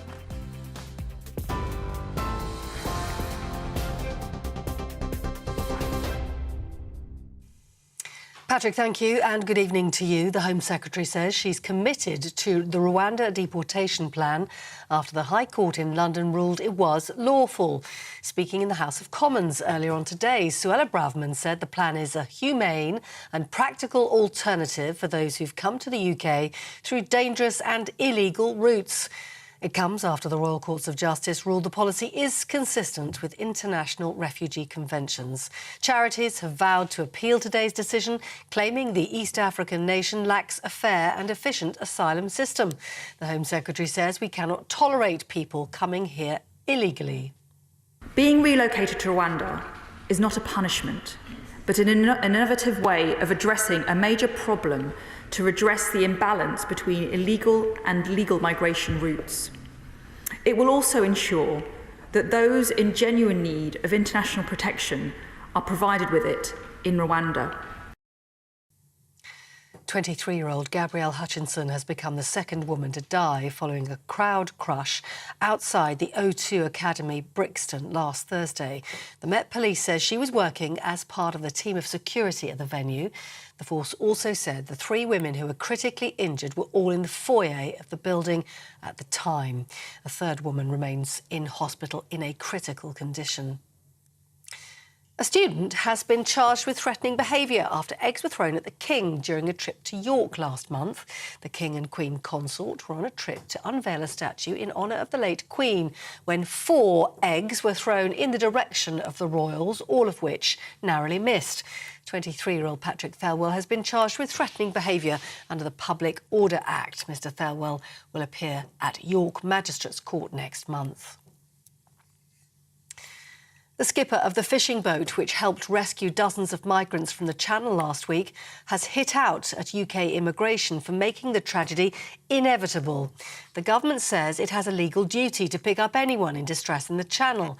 But skipper Raymond Strachan told GB News British authorities have been acting as a migrant taxi service, encouraging ever-increasing numbers of people to make the journey. And you get the UK government saying they're getting send patrol boats out to stop the crossings. Well, I see the patrol boards there, but I just see them like a taxi service. That's what it is. The mother of a 3-year-old girl has criticised the Health Secretary on the eve of a nationwide nurses' strike. The Nurses' Union has threatened further industrial action in the new year if ministers don't respond to their demands within 48 hours of tomorrow's walkout. Steve Barclay says he's open to talks with Unite ahead of strike action, but he suggested the government won't be budging on pay. The mother told Mr Barclay at a hospital in South London it's unfair to blame resourcing issues on the COVID pandemic.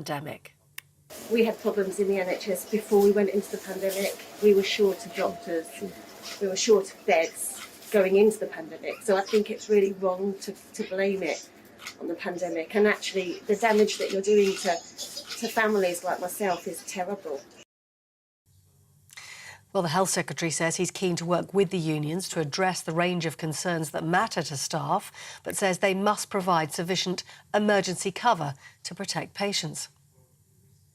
We need to focus on patients and addressing the backlogs that we have, particularly the waiting list for operations as a result of the pandemic. And that's why it's important that we work together, and I'm very keen to continue those talks with the RCN and other trade unions so we can mitigate any impact on patient safety.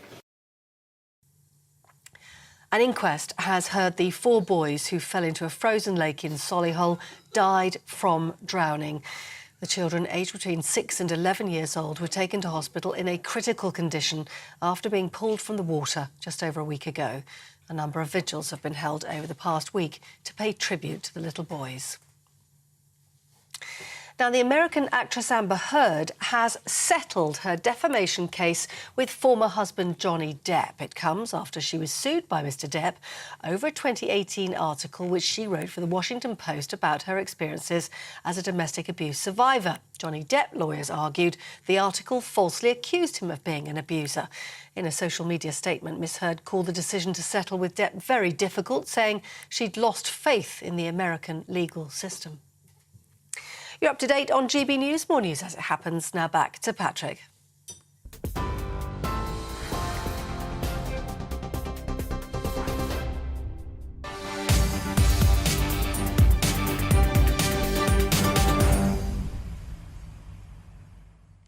Welcome back, everybody. Patrick Christys here on GB News. Now, in the last hour, Suella Braverman has spoken in the House of Commons. This follows the High Court ruling that it is lawful to relocate asylum seekers to Rwanda. So anyone who was piping up saying it's unlawful, well, you're wrong. Anyway, she emphasised that the sooner the Rwanda partnership is up and running, the sooner the UK will break the business model of gangs and bring a stop to illegal channel crossings. Joining me now to give his views is the human rights lawyer Paul Gilbert.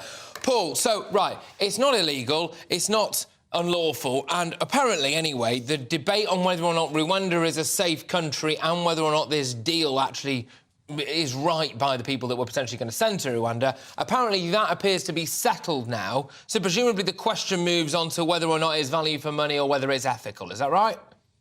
Well, I wouldn't say it's necessarily settled. It's settled in the sense that that this court has decided that what the Home Secretary proposes to do, the arrangements with Rwanda, are lawful. But of course, there is a right of appeal. The sort of case that could end up in the Supreme Court for determination because of the seriousness of it. And certainly, I anticipate there will be appeals. You said just before the break, are there going to be any flights taking off to Rwanda anytime soon? And I think the answer to that question is no, not anytime soon.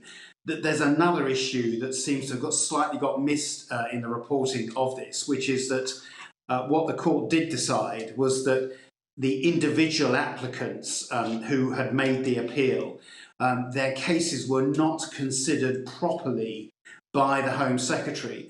So although the Home Secretary by this court is acting in a lawful way by sending people to Rwanda, the Home Secretary now has to properly, because the court decided that these applicants' cases were not considered properly, reconsider the applicants' cases before making then a new decision about whether they should be sent to Rwanda. Yeah, exactly. Now, this is, I think, a real point of interest, and certainly one for me, which is that whilst it might now be decided categorically that we can, in theory, have an aeroplane on a runway somewhere full of people who have made it here across the channel, i.e. entered the country illegally, and that it's perfectly acceptable for Rwanda to take those people and process them, so that in the round is legal, but actually, does this do anything to stop the individuals on board that plane getting one of these lefty lawyers and piping up about their human rights? Well, you mean like me? Yes. No, it doesn't stop them from doing that. And in a lot of ways, what this process has demonstrated is that even though the principle of the sending people to Rwanda has been stated to be lawful, the way in which these applications were processed was not, or wasn't done in a way that should have been done. And so what the Home Secretary and the Home Office have got to be very careful about in dealing with these applications is that they look at each individual circumstance in respect of each applicant, consider those. And it's only once they have done that properly that they can then lawfully, if they make the decision to send them to Rwanda, send them to Rwanda. OK. I mean, that's fair enough. I mean, well, look, we should be processing people properly, though, anyway. We should be looking at this properly anyway. I mean, one of the things that Yvette Cooper did raise was about, well, whether or not, you know, they wanted to send a heavily pregnant woman to Rwanda. Some would argue, though, Paul, I suspect quite a lot of people would argue if you're heavily pregnant, you probably shouldn't have got in a small boat and come across the channel, should you? Well, you could argue that point. Ultimately, the issue that the Home Secretary would have to deal with in that example, and Patrick, I think that's a good example, is not whether because they've got into a dinghy to get off the channel as pregnant when they're pregnant, that should therefore mean that issue of their pregnancy shouldn't be considered by the Home Secretary in making a decision about whether to put them on a plane to Rwanda. And in fact, it should be, and that's exactly what it was that the court was addressing when it said that in this case the decisions to send them to Rwanda will be set aside. So that actually, although you've got this order that it's lawful to do it, what the High Court actually said is, but these 8 applicants at the moment, that order is set I get aside. that, but I mean it's 8 applicants. I mean, hopefully they can just get resolved, right? And I think a lot of people would tolerate an amount of natural inaccuracies if you're dealing with a huge amount of people, than 8 people, I suppose, who are maybe not being dealt with correctly, and then on top of that, if we manage to do it. But can I ask you, this does change something, does it not? I had a couple of other legal gurus on earlier that seemed to say it was going to make it harder for people to say that they are leaving France to come to the UK just because they want to come to the UK, because that's not a good enough reason to seek asylum. I'll say it again, you know, there is no war in France. If there was, the French would have probably lost it by now. No, that's right. And look, the Refugee Convention has always been very clear that if you are fleeing persecution, you must apply for asylum in the first safe place that you arrive in. And that is clearly not the United Kingdom in relation to the people that come across the Channel, because France is a safe place, but probably the countries that they've gone through in getting to France as well. So that does remain the case.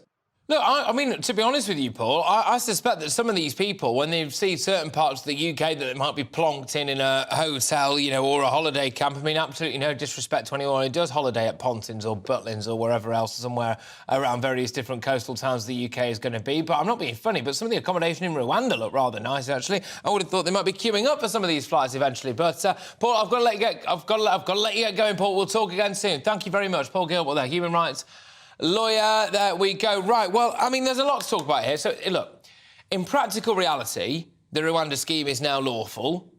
Yes, individuals who are put on that flight and sent to Rwanda will have to have their claims properly looked at. Well, I think that's fair enough. Obviously, it is. Otherwise, that's pretty ropey, to be fair. So I don't think that's too much of a stretch. As it said, those people's claims need to be properly looked at before they're sent to Rwanda. Fair enough.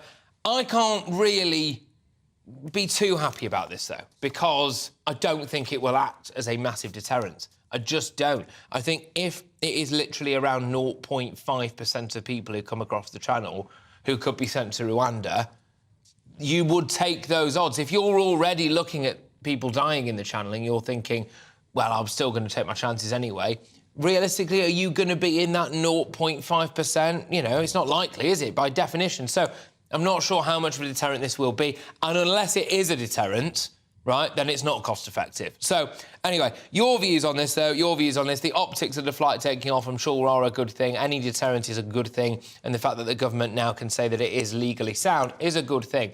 But let's just play the tape forward a bit. Anyway, the news comes as the skipper of the fishing boat, which helped rescue dozens of migrants from the English Channel last week, has angrily hit out at UK immigration policy for making the tragedy inevitable. In his first full interview since the tragedy, Raymond Strachan told GB News that British authorities, well, he's right, isn't he, have been acting as a migrant taxi service. He's been like Uber for illegal immigrants, what's been taking place in the Channel. He says it's encouraging ever-increasing numbers of people to make the journey. I'm inclined to agree with him wholeheartedly. Our Home and Security editor, Mark White, has also obtained more exclusive images of Wednesday's rescue operation. Just a little warning for you, some of these images you may find a bit disturbing. Let's take it away. Out in the pitch black of the English Channel, the sound of panicked cries for help. The 6-man crew of the scallop boat Arcturus rush to help as they come alongside the stricken migrant boat. These images are deeply disturbing, but they highlight the very real dangers for these flimsy vessels and the quick thinking and bravery of local fishermen turned rescuers. If we wasn't there, probably 45 people dead without any trace. Nobody was knowing they was there. I looked over the side, there was about 5 or 6 migrants hanging off the side of the boat. For Raymond's crew, it was their training and instinct to help that kicked in. It's not an easy task trying to pull a panicking person out of the water when they're fully clothed, soaking wet. When the other migrants in the dinghy seen they was getting rescued, they started swimming towards the boat. There was, Raymond says, huge relief when the lifeboats and Coast Guard helicopters reached the scene.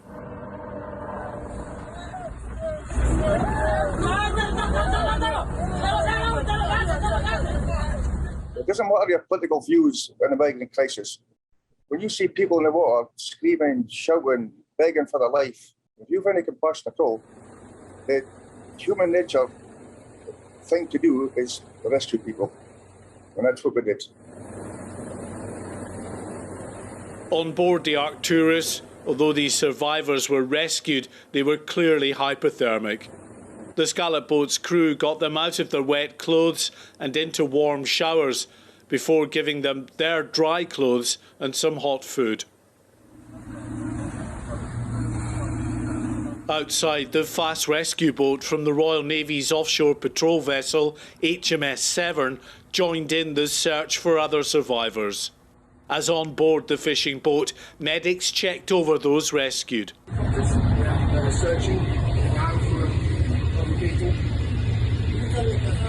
Raymond Strachan said the events of Wednesday morning were inevitable.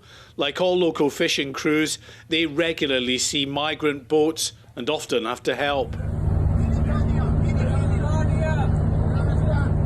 Like here in January, when the Arcturus had to stand by alongside 2 inflatables near Dungeness while they waited for UK authorities to arrive on scene. And that same month, this astonishing sight of 5 young men crammed in a tiny inflatable rowing across the channel without an onboard motor and not a single life jacket among them. I've seen 5 successful crossings last Sunday. Then you get the UK government saying they're getting send patrol boats out to stop the crossings. Well, I see the patrol boats there, but I just see them like a taxi service. That's what it is. Although Wednesday saw tragedy in the Channel, Raymond says it won't act as a deterrent to these crossings. He and his crew expect to see many more migrant boats out here in the months ahead. Mark White, GB News. Right, well, that was, really, really alarming footage that's taking place there. Just before we get stuck onto the strikes, which are happening now, I just want to ask you directly at home, or if you're listening in your car radio or online or whatever you're doing, are you concerned that this Rwanda ruling today might practically mean absolutely naff all for the number of boats coming across the channel, cost us a shed load of money, and realistically be used by the Conservative Party as a thing to go, look, you see, we're actually doing something, without them actually making a blind bit of difference to the numbers of people coming over here? I can't help but feel as though, for the vast majority of you watching or listening right now, just the fact that 10 people flew by a private jet to Rwanda is not enough, really, is it? I think you want to see a bit more than that, especially in light of the fact that we're about to have disused military barracks, we're about to have disused university halls, and we're about to have holiday camps, supposedly, set up to house these people, as well as hotels. I suspect that the numbers of people flying out to Rwanda, if indeed it ever happens, will not be enough to placate your concerns. But we'll have to wait and see. GBviews at gbnews.uk. I'm intrigued to get your views. That's the big breaking news today, that this Rwanda plan is lawful, and we might actually see a plane taking off at some point. But more out of Downing Street now, and this is on our other top story of the day. Downing Street is hit out with a concerning lack of clarity from trade unions about care levels ahead of strike action by ambulance workers this Wednesday. Mark my words, this ambulance workers' strike on the Wednesday is going to have much more of a visible impact to you than the nurses' strike, which is happening again tomorrow. We've got round 2 of the nurses' strike tomorrow, haven't we? Anyway, the Prime Minister's official spokesman said, when it comes to paramedics, there is still a concerning lack of clarity around the level of care they are willing to provide. Going on to say, we would urge the unions to come forward with these reassurances, as patients will understandably be worried. Well, earlier today, ministers held a COBRA meeting as they prepared for mass walkouts. Throughout the week, the Department for Work and Pensions officials striking today, nurses on Tuesday, ambulance workers on Wednesday, post office workers and border guards on Friday, railway staff on Sunday. I think driving examiners are today as well.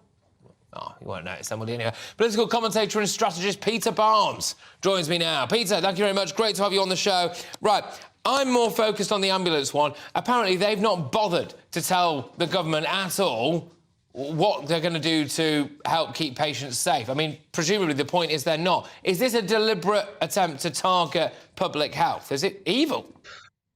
Well, I think it's one of these things where you kind of have to realise that a lot of these strike action is a bit of a war of words at the minute. You know, it's all about who'll break first. And given there's always a lot of public sympathy for paramedics and nurses and people like that, the trade unions are still operating under the idea that they're just going to get whatever they ask for. That used to be one of the old rules in politics, just give them what they want because they were that powerful. What's most interesting now is when you look at the polling, a lot of people are really divided on medical professionals going on strike, particularly over Christmas, a time when we're continually told the NHS is under complete breaking point. I mean, for as long as I can remember, every Christmas has been the one that's going to break the NHS. And it would be very interesting if the one that does break the NHS is the one when everyone goes on strike. Yeah, well, that's it. I mean, maybe they are breaking the NHS. And when one looks at the amount of funding, a 39% real terms increase in funding since 2010, and neither major political party willing to back down on any of this stuff or up the prices. I mean, Labour are literally just saying, well, we talked to you. We talked to you, which, I mean, is nothing. It means absolutely naff all. And I think with the paramedic side of things as well, ambulance workers, call handlers in general, Peter, you know, it's one thing someone already being in hospital and maybe it taking a bit longer for a feeding tube to get replaced. That's terrible, don't get me wrong. A routine operation being cancelled, yeah, that is shocking. Chemotherapy being delayed, that's shocking. But someone lying at the bottom of their stairs in a pool of blood and an ambulance not being able to get there, I think is more deadly. Yeah, I couldn't agree more, because I think it feeds into the kind of fear narrative, because when you ring 999, it's never for good reasons. It's not like something really great has just happened. You're in a situation where you need help and you also need reassurance, and you don't know whether somebody's going to turn up. I mean, I read a report just the other day that there was over 600 people at one point throughout Greater Manchester waiting for a paramedic. Like, this is a real problem, and I have to admit, I do have some sympathy with the paramedics over this one, because this has been a long time coming. This has been an issue that has been kicked into the long grass in peak British politics fashion, which is a huge problem that we have to stop getting. We have to fix. But the one thing I will say, though, is when we start talking about money being spent in the NHS, whenever a government says investing, that means spending. But one thing we never ask is, well, did what we spent the money on, did it actually work? Well, this is it, we have to realize. Peter. Yeah, this is exactly it, Peter, because it's that kind of thing. It's a little bit like what a lot of people are saying about Ukraine, which is like, OK, we're lobbing a load of money to Ukraine. Do we know where it's actually going? And now, more so than ever, people can justifiably say that about our NHS. When you look at the bottomless pit of cash, there is no evidence, there is just no credible evidence that if we lobbed a load of money towards the NHS, that it would solve any of the issues, what people are saying right now. But, Peter, I, too, have sympathy with the striking hospital workers. For me, I just really don't think it's morally right. But then people would question my morals about other stuff, right? So fair enough. We're all different people. We're all different people. But, Peter, what is your point of sympathy when it comes to the paramedics and ambulance workers going on strike? I think the one thing that we have to remember is that paramedics also are subjected to quite a serious level of abuse. And, there was a couple of cases a couple of years ago where, paramedics are being attacked in the streets and things like that. And they got very little support from the government there. And I just, on a real kind of personal level, I do think that paramedics are the first people that you see in a situation that you need help in, and we should be giving everything we can to support them. But I do agree with kind of what you're saying, that it is a moral issue, that should they really be going on strike? One thing I do expect to see after all of this is eventually ended is, will we allow paramedics or even nurses and doctors to go on strike anymore?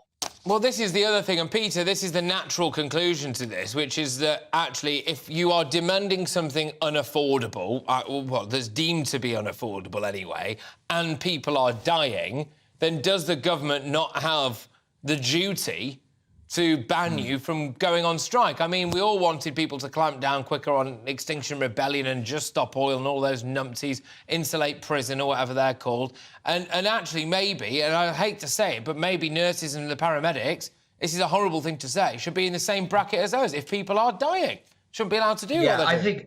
I completely agree with you, because there was a great piece in the Times today from the Chief of Staff of the Army saying that you can't keep calling on us every time something goes wrong. This is another aspect of everything that's going on that is just not really being talked about. Is our armed forces are stretched out as pretty much as they are now, and then they suddenly have to start doing this stuff. I remember a couple of years ago when we had the fire brigade went on strike, and we had the Green Goddesses, as they were called then, and this argument came up again, as you're saying, like, look, these are first responders, these are people that we need in a time of crisis. Is it right? And I do think that the trade unions, if they aren't careful here, are going to price themselves out of the debate. Yeah, I think you're right, and I think, actually, seriously, there has to be some inward looking when it comes to these unions as well. And they're talking, aren't they, about, the Conservative Party being the ones who are demonising, or people like me, frankly, I suppose, as well, people in the media demonising the nurses and all of this stuff. But, I would argue that in some cases they're demonising themselves by virtue of allowing people to die over Christmas. But there we are. Peter, thank you very much. Peter Barnes, who is a political commentator and strategist and friend of the channel as well. Right, OK, you are with me, Patrick Christys, on GB News. Coming up, Rishi Sunak has told fellow leaders there can be no peace talks with Russia until it is withdrawn from conquered regions of Ukraine, as he urged them to ramp up their supply of air defence systems to a war-torn nation. Talking of money, if you think you'd like a little bit of an audit as to where all of our money to Ukraine has gone, well, good luck, you might be getting it. Later this evening, the Prime Minister and the Estonian Prime Minister are set to meet British and NATO troops serving on the alliance's western flank. I'll be back in a moment, don't go anywhere.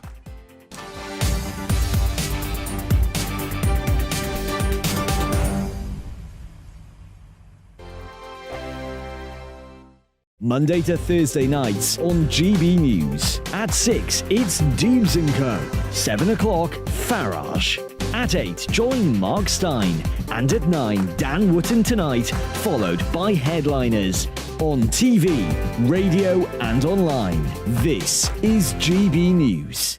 Here on GB News Live, we'll be keeping you in the picture, finding out what's happening across the country and finding out why it matters to you. We'll have the facts fast with our team of reporters and specialist correspondents. Wherever it's happening, we'll be there from 12 noon on TV, radio and online. GB News, the People's Channel, Britain's news channel. Hello, I'm Michelle Dewberry, and you can join me every weekday 6 till 7 on Dubes & Co. Me and my panel will get stuck right into the day's events, and I can tell you, in fact, I can warn you, expect some robust debate, some strong opinions and perspectives from both sides of the fence. It's about you at home as well. I love to read out all of your comments, or at least as many as I can. So join me, Michelle Dewberry, Monday to Friday, 6 till 7 on Dubes & Co.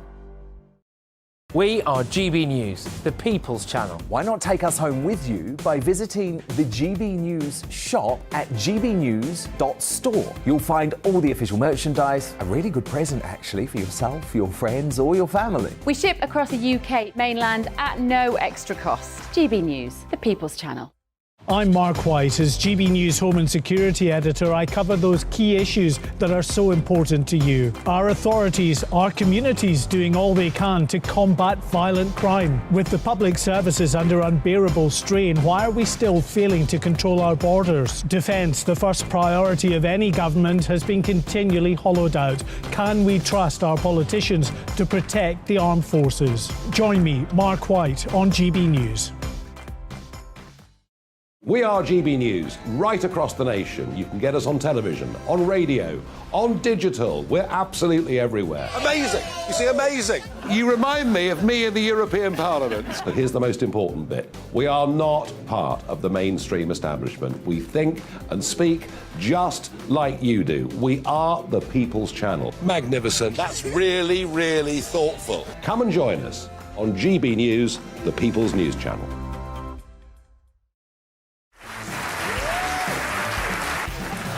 My name is Andrew Doyle. Join me every Sunday evening at 7 p.m. for Free Speech Nation. This is a show where we address current affairs and news stories of the week with the help of two wonderful comedian panellists. I brought in comics because I want to give it a lighter edge, and also they work for less. See you there.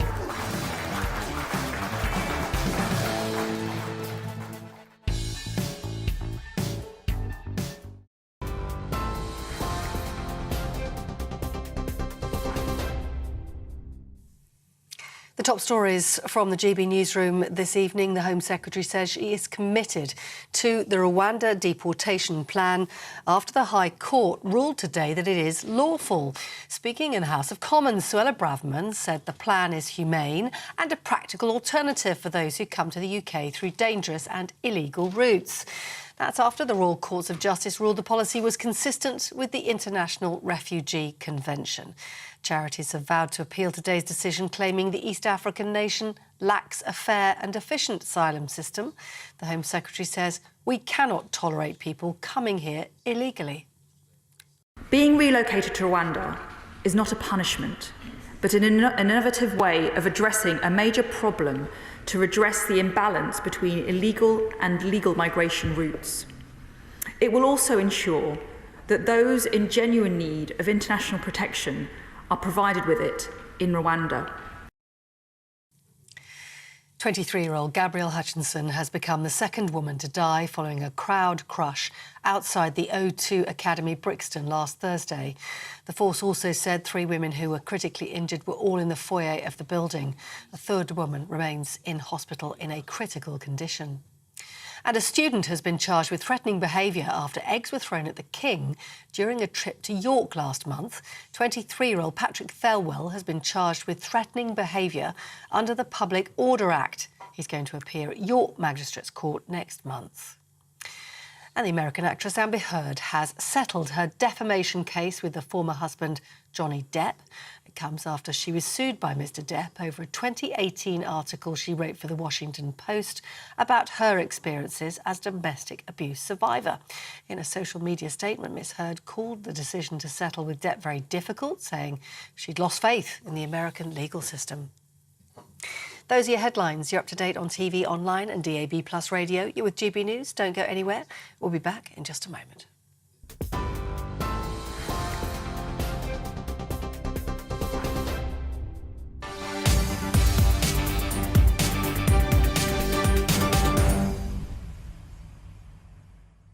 Welcome back, everybody. Patrick Christys here on GB News. Right now, Rishi Sunak has landed in Tallinn on his whistle-stop tour of the Baltic states. It feels a bit Baltic outside at the minute, but even more so now for Rishi Sunak. He spent the morning at the Joint Expeditionary Force Summit, where he said that this is very heartening to have a group of partners and allies who think so alike on matters connected to security, such as the war in Ukraine. Now, the Prime Minister's agenda across the afternoon includes meeting British and NATO troops serving on the alliance's eastern flank alongside his Estonian counterpart, Kaja Kallas. So, our political correspondent Olivia Utley joins me live in the studio right now. So, what's actually going on here, then? Is this Rishi Sunak just posturing on the world stage, you know, being like a pound shop Boris? How's it going? Well, I think what he would say is that he's shoring up the Northern European alliance here, and he is making sure that these Baltic states take their commitments to Ukraine seriously. He's trying to lead by example. He's promised another chunk of funding and missile aid to Ukraine and is sort of hoping that others will follow in his footsteps. Apparently, behind the scenes, there's a very interesting report by Nick Watt of BBC Newsnight, I think. Apparently, behind the scenes, all isn't quite how it looks. And actually, Rishi Sunak is a bit more cautious about how Ukraine is spending the money and aid given to it by Britain and other allies. And he wants to have a sort of Goldman Sachs-style dashboard, was the phrase used. I think the public want a bit of visibility when it comes to exactly how much money is being spent and where it's going. Well, yeah. So there are two schools of thought in government, and apparently there's a pretty high-level split going on of those who believe that, yes, people who, Brits here who, you know, can't afford to turn their heating on, don't just want blank cheques to be written over and over again to Ukraine. On the other hand, there are those who think that now is the moment for Britain to take a stand, to lead from the front, and to show that we're serious about European defence, and to show that, you know, even outside the EU, perhaps because we're outside the EU, Britain can be a real global leader. And to do that, we have to be sort of very magnanimous, take a Boris Johnson approach, nothing's too much. So very high-level splits here. And it seems Rishi Sunak is in the more cautious camp, as it were. Yeah, indeed, 100%. And now, I believe there's a little bit of other breaking going on. So this afternoon, Number 10 have confirmed the government is suing a PPE firm. Is that right? Just talk to me about this. What's going on? Yes, so the government is suing MedPro, which is the PPE firm which Michelle Mone recommended to the government. It was via the government's VIP scheme for getting PPE in. Right. And the contract, according to the government, wasn't fulfilled adequately. Well, a lot of it was unusable. Lots of it was unusable, is what the government is arguing. Right. MedPro is saying that the government just massively overordered its PPE and couldn't use it because they had far too much. There wasn't enough COVID. We needed more COVID. It's the government's fault. They should have let Whitty unleash us earlier. Anyway, go on, carry on. In short, basically, the government is going on the offensive here. It's been on the back foot for quite a long time about Michelle Mone, but in saying, hey, no, we weren't happy either with the PPE that was provided via Michelle Mone, it's sort of trying to mitigate against what are going to be continuous attacks by Labour, that, the chumocracy ended up in billions of pounds worth of wasted taxpayer money. So it's sort of getting off the back foot and onto the front foot for the government. Well, it's going to be interesting to try to take legal action there, because Michelle Mone, although I don't believe she's maybe directly implicated in this legal action, and I've got to be very careful what I say, because no doubt she would directly take legal action if I got this wrong, but she seems like a bit of a bulldog, right? And so I would imagine it's going to kick off, and it's a bit of blue-on-blue action, maybe, but there we go. Thank you, Olivia, as always. Olivia Utley there, our political reporter. Right, OK, so now back to the Rwanda partnership, because it is a humane and practical alternative for those who come here through dangerous, illegal and unnecessary routes. Now, it's not me saying that, it's not Nigel Farage saying that. That's according to Home Secretary Suella Braverman and, crucially, now the High Court. So the Home Secretary spoke in the House of Commons this afternoon, welcoming the High Court decision that the policy is lawful and arguing that being relocated to Rwanda is not a punishment. Can I just say, I've had a bit of time now to digest this. I mean, Suella Braverman was speaking literally live on this show about an hour and a half ago, and we heard what she had to say there. Yvette Cooper piped up as well. We had to hear what she had to say. I am increasingly becoming of the mindset that the whole Rwanda thing is just a bit of a smokescreen. That, yeah, we might end up sending a couple of hundred people to Rwanda, and that will look like a massive win. But I am unconvinced that it will make a blind bit of difference when it comes to being a deterrent, and unless it is a deterrent, then it is not cost-effective, and some people would argue, well, actually, what's it doing? Could it just be kind of an expensive white elephant? But there we go. Anyway, your views will be welcome on this. You can help me make my mind up. But I'm speaking now to immigration lawyer Jawed Luqmani. Jawed, thank you so much for making the time for us. OK, so, look, the legal bits first. It is now lawful to put people on a plane who've come here illegally and send them to Rwanda for processing, and it is also safe. So we can put all of that to bed, can we? Well, sort of. It's not completely put to bed because there may be a potential further appeal in relation to the original decision. But also, the High Court accepted that the policy itself is not unlawful. However, the way in which it's operated could be unlawful, which is why of the claims that were brought, 8 people have to have their cases reconsidered because the court considered that in those 8 cases, the Home Office had not acted properly. OK, and I think that's absolutely fair enough, right? I mean, even the most ardent person... Well, that's not true, actually. The vast majority of the most ardent people who are desperate to see flights to Rwanda take off, or other countries, may I say, desperate to see people who come over... Well, I think, the vast majority of people would make the case that, well, at least... hear the case properly or look into the individual probably before you put them on a plane, right? So I think that's fair enough. And, it was a new policy that's being enacted. Maybe you can say there was enough wiggle room there for there to be a couple of errors as long as they get sorted. One thing that was interesting was, and I'm hoping you can explain this to me, I was talking to a barrister earlier on, and she said something to me about how Care for Calais now were deemed to not have standing. What does that mean?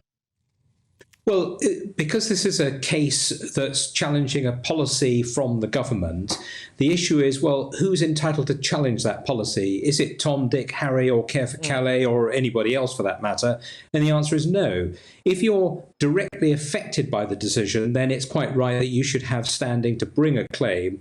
But if you're an interested party, for example, a charitable organisation, indeed one of the civil service unions were also declared not to have standing, you have to have a direct directly be affected by the outcome in order for you to be able to bring a challenge in court, because bringing a challenge in court is expensive and it takes a lot of time, a lot of court time. Judges do not want to be hearing just hypothetical cases. Now, this is interesting. This is really interesting because, so for example, look, there was a hotel near where I happen to live, Holiday Inn, that's now one of these asylum seeker hotels.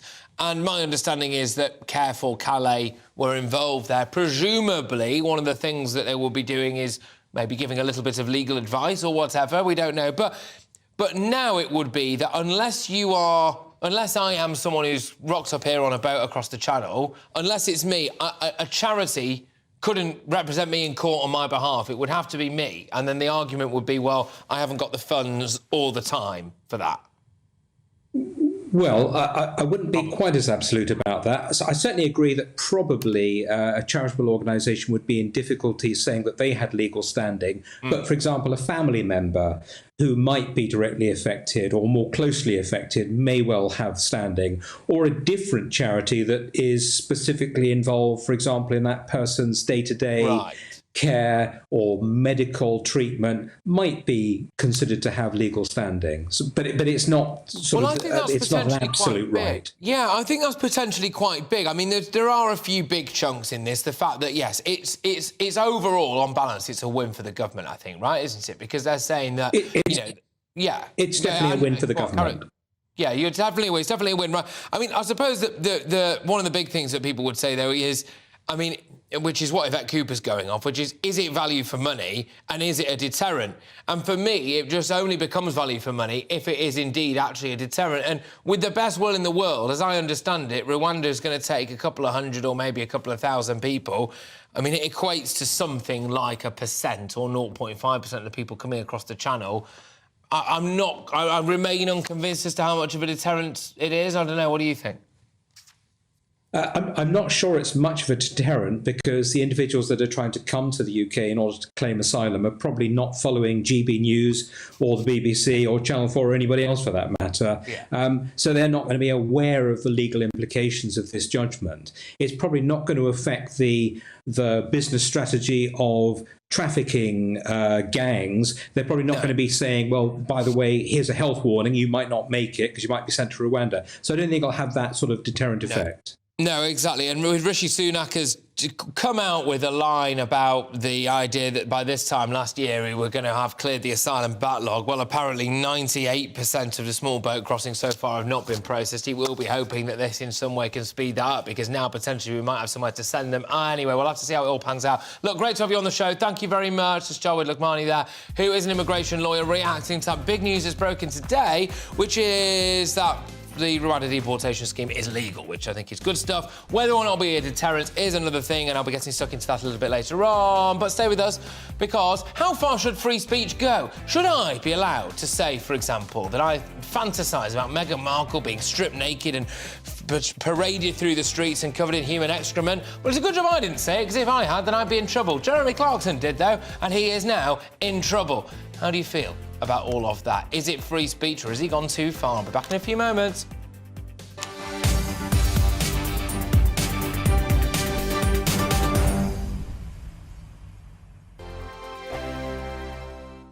I'm Mark Dolan. Join me at 11 on GB News for Headliners, in which I'll be joined by two of the UK's top comedians discussing tomorrow's papers.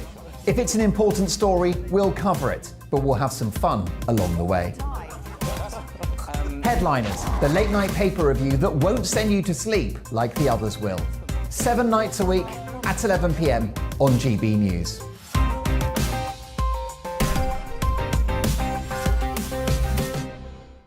Monday to Thursday nights on GB News. At 6, it's Deebs & Co. 7 o'clock, Farage. At 8, join Mark Stein. And at 9, Dan Wootton Tonight, followed by Headliners.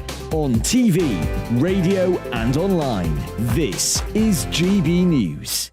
Monday to Thursday, 9 p.m. till 11 p.m. Join me, Dan Wootton. I'll bring you the sharpest takes and hottest debates. Do you not believe in prison? I don't believe in prison. I'm completely stunned. I guarantee you there'll be no spin, no bias, no censorship. I actually was personally quite offended by it. And no reason to go to bed. So I guess they've always been quite woke. That's Dan Wootton tonight on TV, radio and online. Monday to Thursday from 9 p.m. till 11 p.m. on GB News. The People's Channel, Britain's news channel. Join me, Lawrence Fox, on GB News. Frank, fun, fearless, and sometimes serious. Much as I love a Friday night punch-up, what I really want is a battle of ideas. I want to look at things differently. I want to hear different voices and engage with your unique experiences. Every Friday at 7 p.m. on GB News.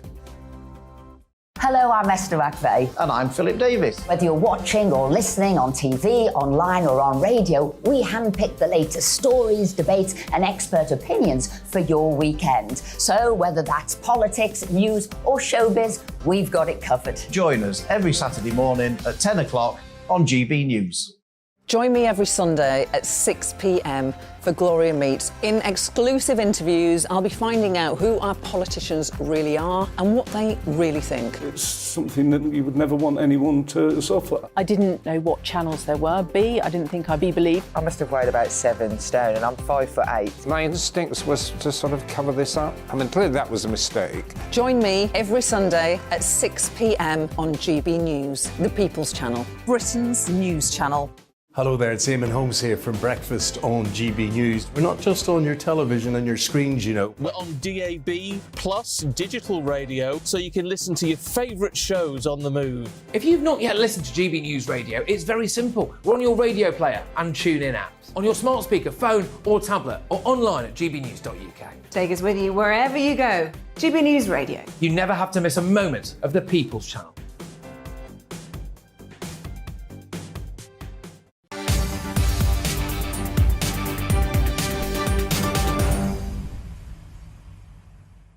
Yes, welcome back, everybody. In true Patrick Christys fashion, I have massively screwed up my timings, which means we're now going to do something that I like to call killing two birds with one stone, where we seamlessly mould two stories into one and make it look like we planned it all along. The dust has only just settled on Harry and Meghan's bombshell series, but they're back. This afternoon, a trailer has been released for a new documentary series called Live to Lead, which is going to be presented by the Duke and Duchess of Sussex and is apparently inspired by Nelson Mandela. Of course it is. Of course it's inspired by Nelson Mandela.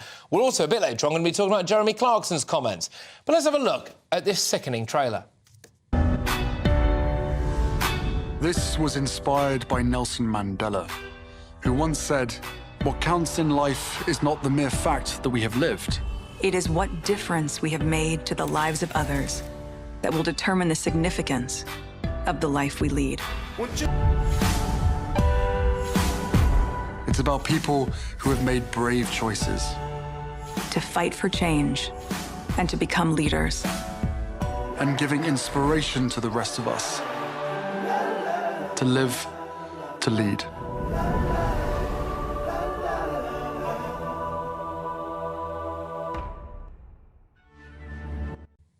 To live to lead. I mean, he just, I don't know, lives to just be led around on a short leash, doesn't he? I mean, how can you say this is inspired by Nelson Mandela and make no reference to it? I mean, all right, this show's inspired by JFK. All right? Anyway, meanwhile, broadcaster Jeremy Clarkson has said that he is horrified after causing so much hurt in a column that he wrote in The Sun about Meghan Markle. More than 12,000 complaints were made to the press regulator after Clarkson wrote in Friday's newspaper that he hated Meghan on a cellular level. Let's get more on this now from entertainment correspondent it's Rebecca Twomey and columnist and writer Josephine Bartosh. Thank you very much. Rebecca, I believe that you are more focused on the Harry and Meghan stuff, so I'm going to throw it your way first then. So Harry and Meghan have got something. By the way, welcome to this show, which was inspired by Martin Luther King. They are doing their own thing that's inspired by Nelson Mandela. Talk me through it. Aren't you just happy that this time they're not going to be slating the royals? Isn't everyone just breathing a massive sigh of relief that the royal family can relax a little bit? I think us Brits can relax a little bit. And actually the focus is on finally some good causes. And you cannot blame Harry and Meghan now for doing something different. There's no mudslinging. They're actually doing something positive. They're celebrating other people. They're going to feature a whole series of interviews with characters who are changing history. You know, whatever you think of them. Greta Thunberg is there. you've got Ruth Bader Ginsburg, you've got a whole collection of people that they've interviewed. And for once, the focus isn't on them and they're shifting the focus to other people. And that's a really good thing. We wouldn't be talking about this Netflix series if Harry and Meghan weren't on it. So they're using their fame, I think, for a very good purpose. Yeah, I mean, some would say that they are, you know, shamelessly trying to surround themselves by a load of lefty do-gooders, but we'll let them have it. We'll let them have it. I'll return to you, Rebecca, and I'll just lob it over to Josephine. And Josephine, Meghan Markle is in the news for another reason now, and that's because Jeremy Clarkson decided to say that he hates her on a cellular level, not in the same way that he hates Nicola Sturgeon or Rose West, was the comment there, and also essentially that he dreams of her being stripped naked and led through the streets of Britain whilst people throw faeces at her. Your views? Oh, it's hard to tell whether or not we've lost Josephine there, but I think we have. Frozen in a position that made it look as though she was still there. OK, Rebecca, I'll throw it back to you. Look, the column... Oh, is Josephine back? Josephine, you're back. Talk to me about what you think about Jeremy Clarkson's column. Can you hear me? Sorry. No, OK. This is a hard watch. OK, we're going to go to Rebecca. Sorry, Josephine, we appear to have lost you. Rebecca, help us out here. Yeah. This column, Jeremy Clarkson's column, he's had to apologise. What's going on? I don't really think it's much of an apology. I think he's more upset by the outcry and has his hand twisted to apologise because it's coming across incredibly misogynistic. And it just was a terrible, clumsy, awful use of wording. And, you know, I'm slightly surprised that he's done that as a seasoned journalist. I do believe in the freedom of speech. If you're going to say something, own it and own what you said and own why you said it. But don't suddenly backpedal and realise that what you did wasn't going to cause offence. Because I think he knew, using Rose West, even in that sentence, he knew what he was doing. You know what that looked like to me? And I read it last night because I noticed a bit of a kerfuffle on Twitter, and I was out at dinner and I thought, you know, I'd be incredibly rude and get my phone out during the main courses. And I was having a look through, and that to me looked like a column written by a bloke who'd either maybe had a couple of glasses of red or had maybe had a couple of glasses of red the night before. And it was like a first draft. It was something that you would knock out where you think, this is controversial, and then maybe it'd be toned down a bit, and then that version would go out. It looked to me like a bit of a rough copy. And I suspect that he wasn't really expecting this amount of backlash, probably now can see why. And I dare say maybe didn't give it too much thought at the time and should have done. But that, for me, makes me wonder, well, is it not really the fault of the editor, not Jeremy Clarkson? Because, rightly or wrongly, a lot of people do think exactly what Jeremy Clarkson actually wrote down. The question mark is whether or not that should have been published, I think. I think the question mark is the people that seem to be offended by a lot of these things. If you don't like Harry and Meghan, don't watch their Netflix series, don't engage with them, don't read the articles, and don't get wound up by it.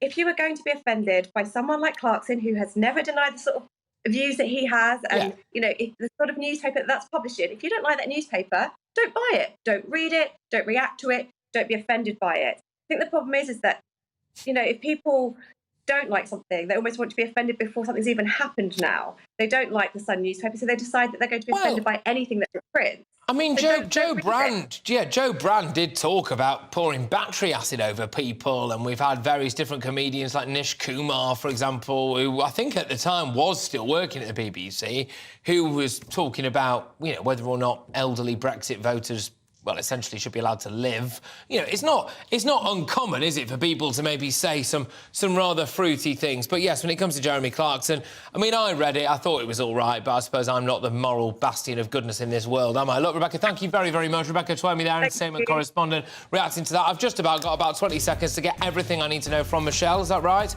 Oh, no, we've not even got time for that. Sorry, Michelle, I've cancelled you. And I appear to have glitter on my face from a lovely Christmas card, which I've just got time to say thank you for, from Sandra B, who has said to Patrick, thank you so much. So, yes, you too can send me nice things at GB News. Anyway, there we go. Coming up, it is Michelle Dewberry with Jubes & Co. But before that, it's your weather. Alex Deakin here with your latest weather update from the Met Office. You've probably noticed it's a lot milder out there. It's also wetter and windier than it has been, and wet and windy weather usually means low pressure is nearby. We've got a big one here, and it is spiralling round. Gusty winds and weather fronts bringing areas of rain across pretty much all parts. We'll certainly see some heavier rain overnight across parts of the south. We do have a Met Office yellow warning in place covering parts of southern England, but much of the Midlands and eastern England will also stay overcast through the night with rain at times, and the same goes for South Wales. Further north, drier conditions, blustery blustery showers in the far northwest, but we'll see some clearer spells over northern England, parts of Scotland. That will allow temperatures to drop, actually. Could even be a touch of frosted rural areas, but with all the cloud and the rain across the southeast, a very mild night here. A wet start across parts of eastern England to tomorrow, but pretty quickly that should be out of the way, and then most places looking dry and bright on Tuesday. A few showers for North Wales, northwest England, plenty of showers across the highlands of Scotland, snow on the hills and gusty winds here, but elsewhere the winds lighter than today, a bit of sunshine, feeling pleasant enough. Temperatures a touch above average, lower than today, but obviously much higher than they were for most of last week, still getting up to 9 to 11 Celsius. Through Tuesday evening, I think we'll see one or two showers continuing, certainly heavy ones across the northwest of Scotland. But then later on through the night, we're looking at some more wet weather pushing in across England, Wales, perhaps southern Scotland too. Some uncertainty about when that will clear, but it should scoot away from eastern parts of England during Wednesday. Then brighter skies to the west, but more showers on Wednesday for northern England, Wales, and certainly the showers packing in across Scotland and Northern Ireland throughout the day with a blustery day here as well. Temperatures again just dropping a touch, generally about 8 to 10 degrees Celsius. That's all from me for now. Goodbye.